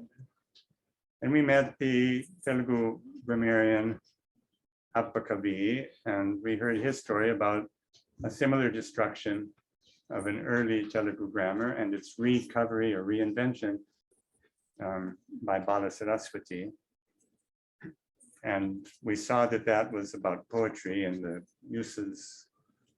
usefulness of a grammar, the necessity of a grammar for poets. And now we have a really interesting case where a great poet, Kamban, he uses a word which nobody knows and is not attested in any of the dictionaries. And suddenly it turns out that Ulahavarake, ordinary colloquial usage, is perfectly okay as a criterion for writing poetry. And it's a little bit like that open-ended escape hatch that I was talking about earlier with Narayana Bhakta. Everyday colloquial speech is now a criterion, as good as any other criterion. it seems. And what we're really talking about here is not so much the merit of this particular verse or the Kambaramayana, but about the creation of a new poetics. That's what it's really about.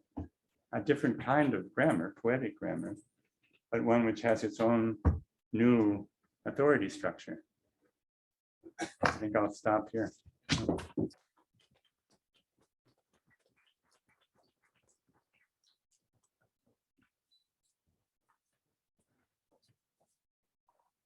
Yeah. Robert, is there any significance to the genius grammarians being described as stupid? Like any greater significance to why specifically stupid people are needed to? A part of it has to do with the fact that the grammar itself comes from a divine source, and there's no other way to get it. So even or especially, I guess, an idiot who receives it from the God, that's a Like his head unmediated. is empty, so to receive all Yeah, something like that. Same with poets, Kalidasa. Yeah, Same that's story. same story, right? That's true. Yeah, same with poets. That's true. Yeah, that's right. It has to be some kind of divinely inspired thing. But it also, that story, it includes that theme of a hostility towards Panini, which is a kind of element in the history of the tradition. But he's not the only stupid grammarian. No, it's not. True. Yeah. Bararucci, Barsha. Yeah, yeah. It's a wider thing. How do you understand it? I think the controversy has to do with the fact that there's an inherent stupidity in human use of language that does not involve a kind of a sophisticated system of grammar. Hmm. So Indra is the first stupid, right? Yeah. Because he has to learn the word every day. And each word comes in numerous forms also, right? So if you don't have Right. a system, a model, then you're stupid. Yeah. But the model itself makes you feel stupid because it's so complicated and sophisticated. Yeah. So That's right. If you look, there's a verse that I wanted you to, I didn't read it to you. It's on that page with these different points. This is Narayana Bhatta. Look what he says. You see the verse at the bottom there? I don't know which page it is, 3, I guess. So for the Sanskrit here, Yani Ujjahara Bhagavan, Yaso Yakaranam Pudehe, Yani Kim Padaratnani, Panti Panini Goshpade. That is the verbal jewels that Vyasa, the author of the Mahabharata, drew up from the ocean of grammar. How can they shine in Panini's puddle? Because the Mahabharata, as everybody knows, has plenty of non-Paninian forms. And they've actually also been collected. We have kavyas written with Paninian forms, right? Non-Paninian forms. So I mean, it's a remarkable statement. Again, this early modern grammarian who says, how could Panini's abstruse grammar comprise the totality of language? Just like what you said, it seeds the system. experience of learning the language is this. Yeah. There must be something else. It makes you feel stupid. Yeah. True. But that's important. Yeah. You have to remember that in these stories, it's not the grammarians who are stupid. It's the future grammarians. It's the prospective grammarians. So the story is not about Right. professors. It's about graduate students. Yeah. Right. I walked it out. Yeah. So. No, the professor part is actually it's hard to say whether it's the grammarian or the god. The goddess. In Kalidasa's case, the goddess. Yeah, the goddess. That's right. Yeah. But the professors were once graduate students themselves. That's right? true. Yeah, Eleanor, please. Sorry. Yeah. There's something I just couldn't understand, which was on the bottom of your second page, Yeah. where you have Sarva-Varman had learned the old grammar, Right. and then he goofed up with reciting the sutra. And so if it's the old grammar, it's the Indra grammar. Yes. And And yet it doesn't seem to be the Indra grammar. If you say it survives in fragmentary forms. So, yeah, But that wasn't the same fragmentary forms that the Indra grammar survives in. So how can it be the old grammar? so the tradition is that this grammar that we do have, which is called Ka Tantra, or sometimes called Ka Lapaka, that the grammatical tradition sees a link between that's a text that we have, and the old Indra, and it's Indra's grammar, which has mostly disappeared, except for some fragmentary pieces, which are mostly about phonology and not morphology. So in the story, this is the narrative viewpoint on this, there's a link between these two. They say that what the grammar, had he not opened his mouth and ruined this whole process, then the old grammar would have survived in the form of the Ka Tantra and would have triumphed over the Paninian grammar. Instead, what happened historically, this is me speaking now, not the story, is that we have the Ka Tantra grammar, which is sometimes said to have been linked to the to Buddhist grammarians and to the Pali grammarians. We have that, but it's not a rival, not a serious rival to the Paninian system at all. One explanation could be given is that language is key to the secrets of the world, to understand the world. God alone knows the secrets of the world, so he has to be key. And then in many cultures, this key is lost and then rediscovered. Yeah. That's a way of for the Indians who are understanding of the Right. world. It's important to notice in the same context that the Tamil also has a similar story about a lost grammar, right? Because the Tolkappiyam, I mean, first of all, there's the original Tamil grammar, supposedly, the Agastya grammar, that exists only in a few isolated verses and probably never was a full text in any way. I have heard stories from tribal societies about losing their script and then rediscovered. Yeah. Stories like a dog took away the leather in which the script was written, and then it was rediscovered. Right. So there's some kind of idea of losing your origin or losing something. Right. Yeah, yeah. It's such an old story, and my dog ate my homework. Yeah, right. Sivan.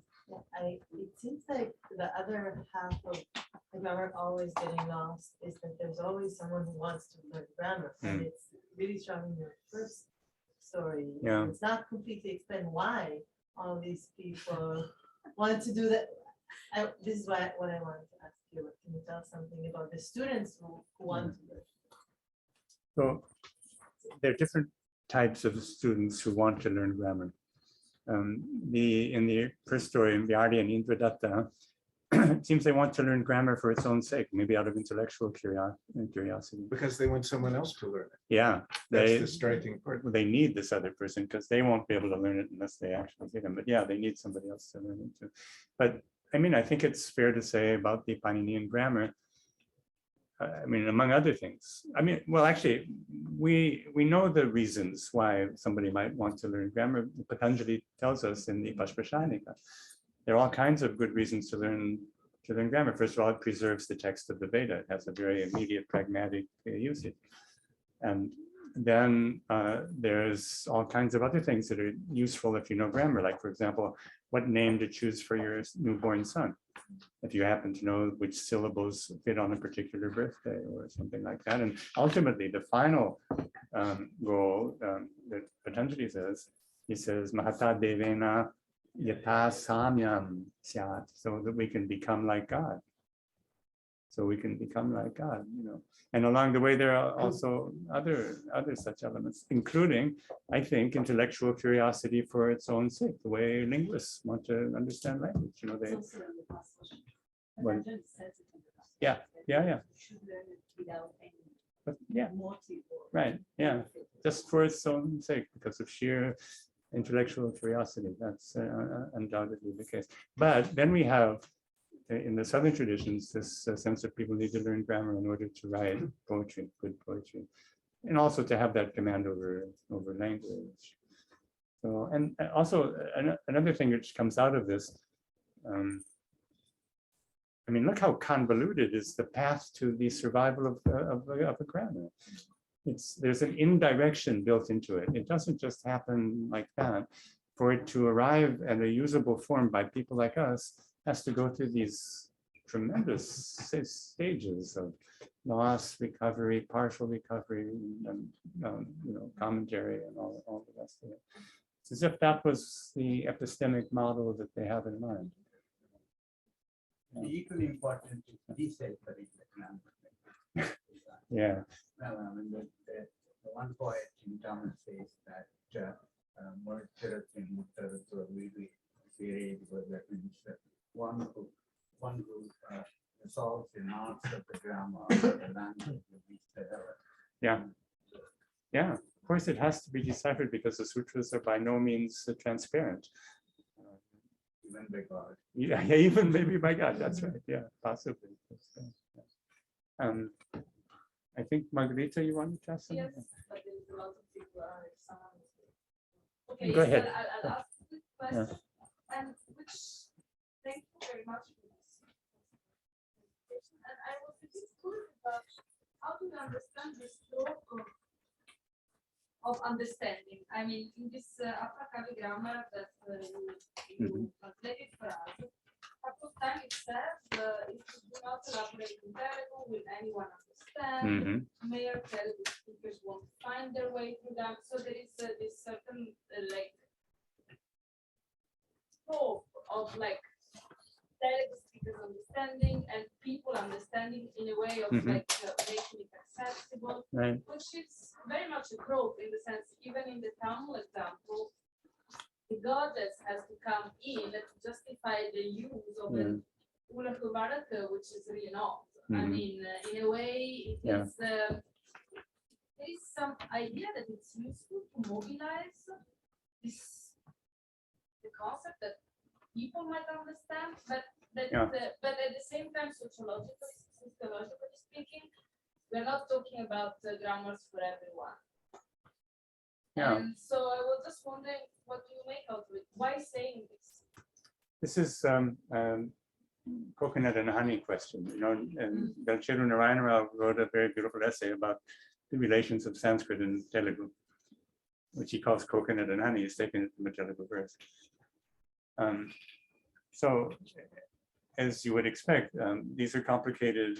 This is a very complicated relationship. On principle, every Sanskrit word, literally any Sanskrit word that exists in any dictionary is also a Telugu word, potentially. But that doesn't mean that people are going to understand. Let's say you have a long Sanskrit compound with all kinds of rare and unusual words, like in the Telugu translation or adaptation of the Naishadhiya.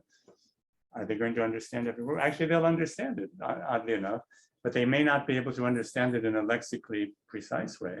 They might not even be able to translate it literally. They'll understand the poetry of it and the intent of the basic meaning. So there's some tension built into that complicated relationship. It's not as if the relation of Telugu and Sanskrit were a totally harmonious one. It's a much more complex one. Sure, but my question was also to the word of Telugu. I mean, not every Telugu. I mean, this remains the word of Telugu families and poets who would understand. But it seems that, I don't know, maybe it's wrong, but it seems that at least the way they phrase it, but it's a very common, even, I mean, when they are translating from Sanskrit to very sophisticated Tamil in the same period, they say this translation is for everyone, for the children, the women, and the people, right? But of course, it's not the children, I mean, it's not really that simple. It's not that by using these languages, you're getting to everyone. That's true, and believe me, from experience, I can tell you, not everybody can read the Apakavyumu section on prosody. It's very, very difficult. It's like reading the Yaparungalakariga in Tamil. Not everybody could possibly read it. This is a select audience. So that in a way is what you're asking. I mean, it's not just a matter of a trope.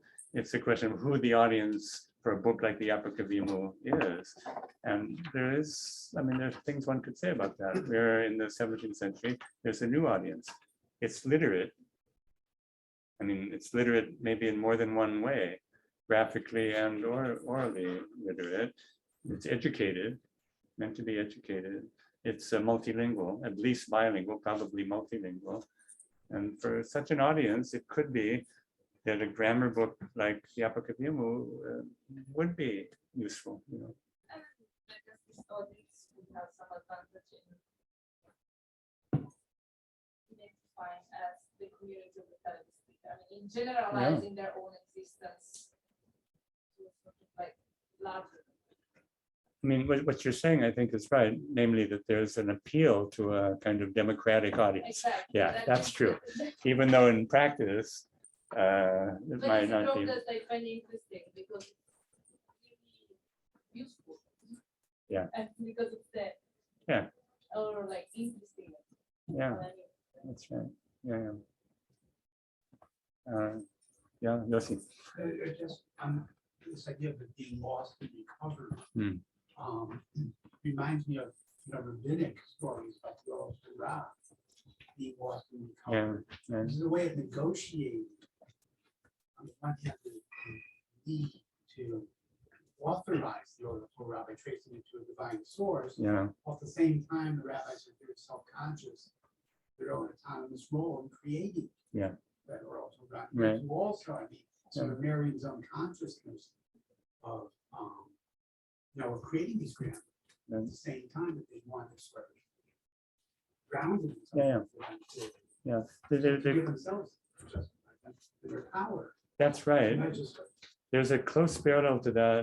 It's not so much from the works that I was citing, but the Mimamsa has something very much akin to the rabbi's response to a missing text when there's a lacuna in the text, and they have a mechanism of reasoning,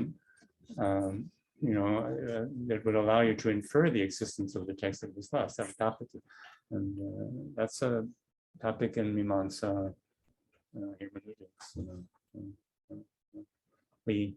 I was thinking, critique of that, about what if you need all the stories of destruction and loss because so the idea of moves and activity.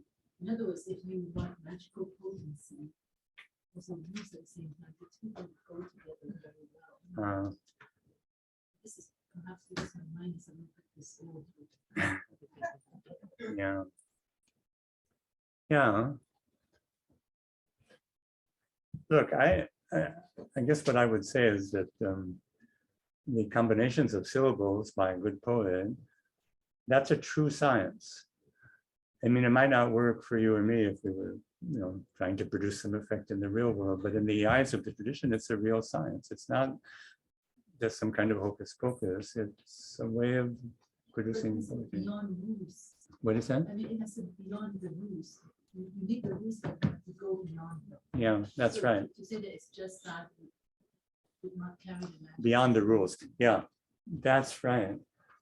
Yeah, that's right. That whole theme is that's the subject of a very important text, a well-known story about the old poet grammarian Yakir, who has to learn that the old rules for writing poetry are not enough. Yeah, beyond the rule is exactly right. That's true. Okay. I'd like to take three tensions.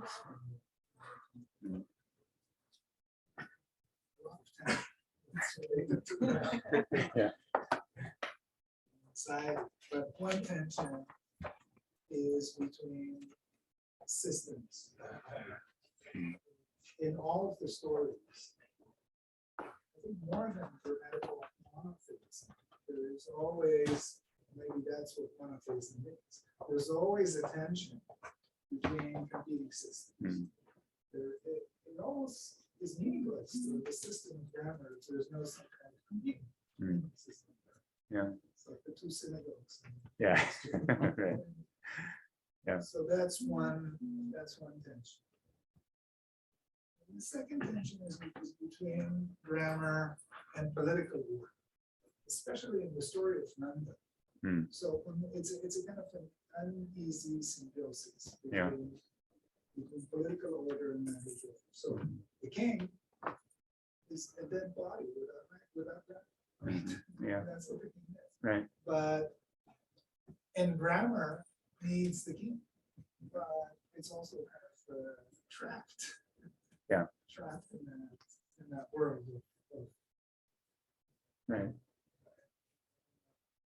Political center and then yeah. It's trapped there. So and the stories of Boja and the Charlie Dickens and so some tension there. But the ultimate tension seems to be the tension between grammar in the broadest sense of the word and poetic language or poetic expressivity. So as you said, in this conversation, poetry needs grammar, poetry needs rules. Yeah. But it also must transgress these rules. Yeah. And by transgressing these rules, it creates new rules, which it then has to transgress again. That's right. I'll be talking a little bit about that. That's a very creative tension. That's the most creative of those tensions. Right. So that's this theme which has become important in our ERC project of what I call re-grammaticalization, which is a continuous process. Re-grammaticalization, as you have a grammar and things change, you have a new audience, new kinds of poetry, new kinds of figuration, all of those things, it has to be re-grammaticalized. Comes back to that first tension between systems. Any? Go back to grammar. Online in which every Sanskrit student learns new basic rules. Then we get to look into Kavya. We thought, oh, the basic rules don't apply. Don't read it according to the rules of grammar. So you mentioned that poets learn grammar to learn how to write poetry, but maybe they're actually told what not to do when they read the rules of grammar. Also that, and we've seen even more than that. We come back line on the model that is created eventually is not the one who sits and works every day. I wouldn't take advice from Kanban to how to write with PhD. Right. To waste my scholarship. Yeah, right. I would probably try to. Yeah. So I don't know, it seems like the whole grammar versus poetry, two kinds of different. So, yeah. One thing we can certainly say is that the poets, among themselves, they feel that they are not entirely bound by the grammatical rules. And even Kalidasa has non-Paninian forms, which are acceptable in some sense. And there's a famous saying, Nirankushaha Kavayaha, poets are, it cannot literally be goaded like an elephant by the elephant driver's goad. They cannot be, that they have a kind of superior legitimacy or something like that. But whether the grammarians and the poeticians would accept that or not, I don't know. Don't think so. Depends maybe who we're talking about. Could be that Nirankusha Kavaya actually was said by one of the grammarians. It probably was. I don't know, but whether they really believe that or not. That comes back to the question that I mentioned at the beginning of the temperament of a grammarian. Some of them may, if they really like the poetry, maybe they'll allow all kinds of non-grammatical forms, you know. I don't know. Yeah. Yeah, please. Yeah. So I have a question about the descriptive and prescriptive nature, because Humanities was descriptive, and even the Ramayana example is, I mean, it tells that how Pasha, like how the language can influence like local usages, or even one instance is enough to justify the use. But in this one, the Nandaya grammar, so this says that Nandaya composed the rules of word making. So was this a very prescriptive, so for Telugu, was it very prescriptive in nature? Okay.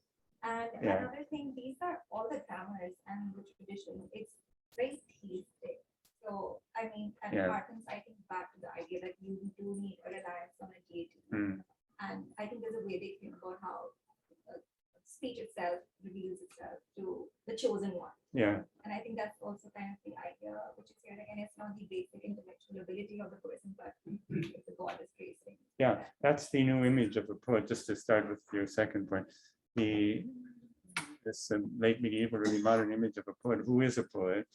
It's somebody who has some kind of direct link to inspiration from the god or the goddess. And actually, that person, the poet, is supposed to be omniscient, sarvagnya.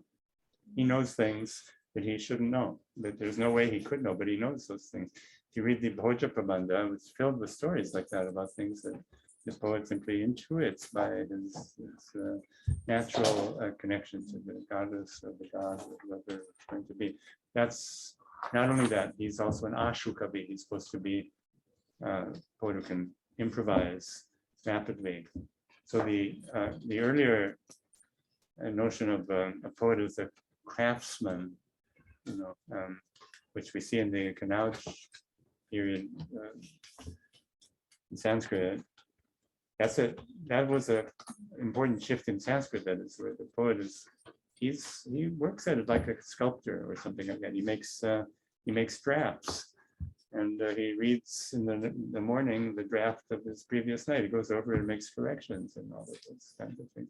So here in these South Indian early modern stories, it's not like that. Poet is not a craftsman.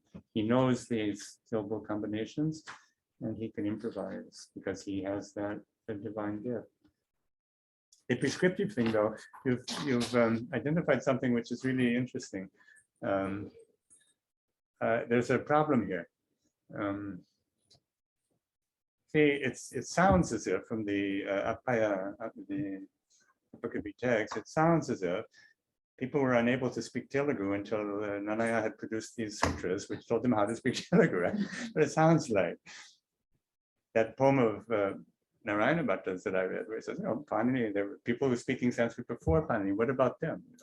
So that, you see, there's a kind of really interesting problem here in the Tamil tradition, this again early modern tradition, like in the Tiruvillayadar Purana, which is about Agastya coming south, among other things. So Lord Shiva sends Agastya, this little sage is the size of a thumb, sends him south to the Tamil country, right?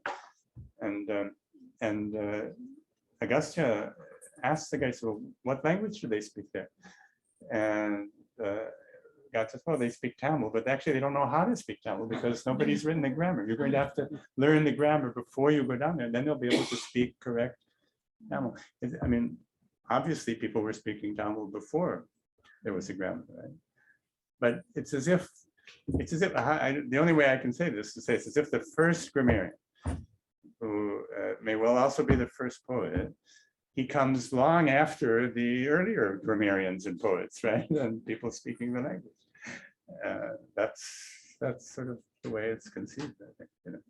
Almost. And the question that directly related to that, which is about the relationship between the grammar and the language as spoken. And it related to the first story we told towards the beginning. Yeah. There's this contest between two grammarians, and just as one is about to win, yes, the god quashes that grammar. Right. And so presumably there's absolutely no, in that part of the story, no relation between the grammar and the language at all, because as the grammar is quashed, the language does not sort of magically change. Right. It remains the same.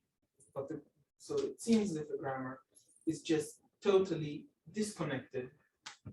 Its claim to superiority has nothing to do with the language as spoken. And in fact, the better grammar gets quashed, right? The one that's about Maybe, yeah.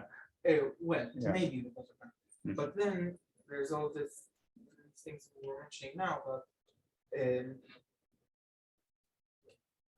I don't know any of the names, but when people spoke it even before Panini and so on. Right. So it seemed to be presenting two completely different sort of questions of what's prior, the grammar to the language or the language to the. Yeah. So here's what I think, but I'd like Dr. Anomalai to respond to this. I think the assumption is that the language, the spoken language, is the pre-existing basis for the grammar.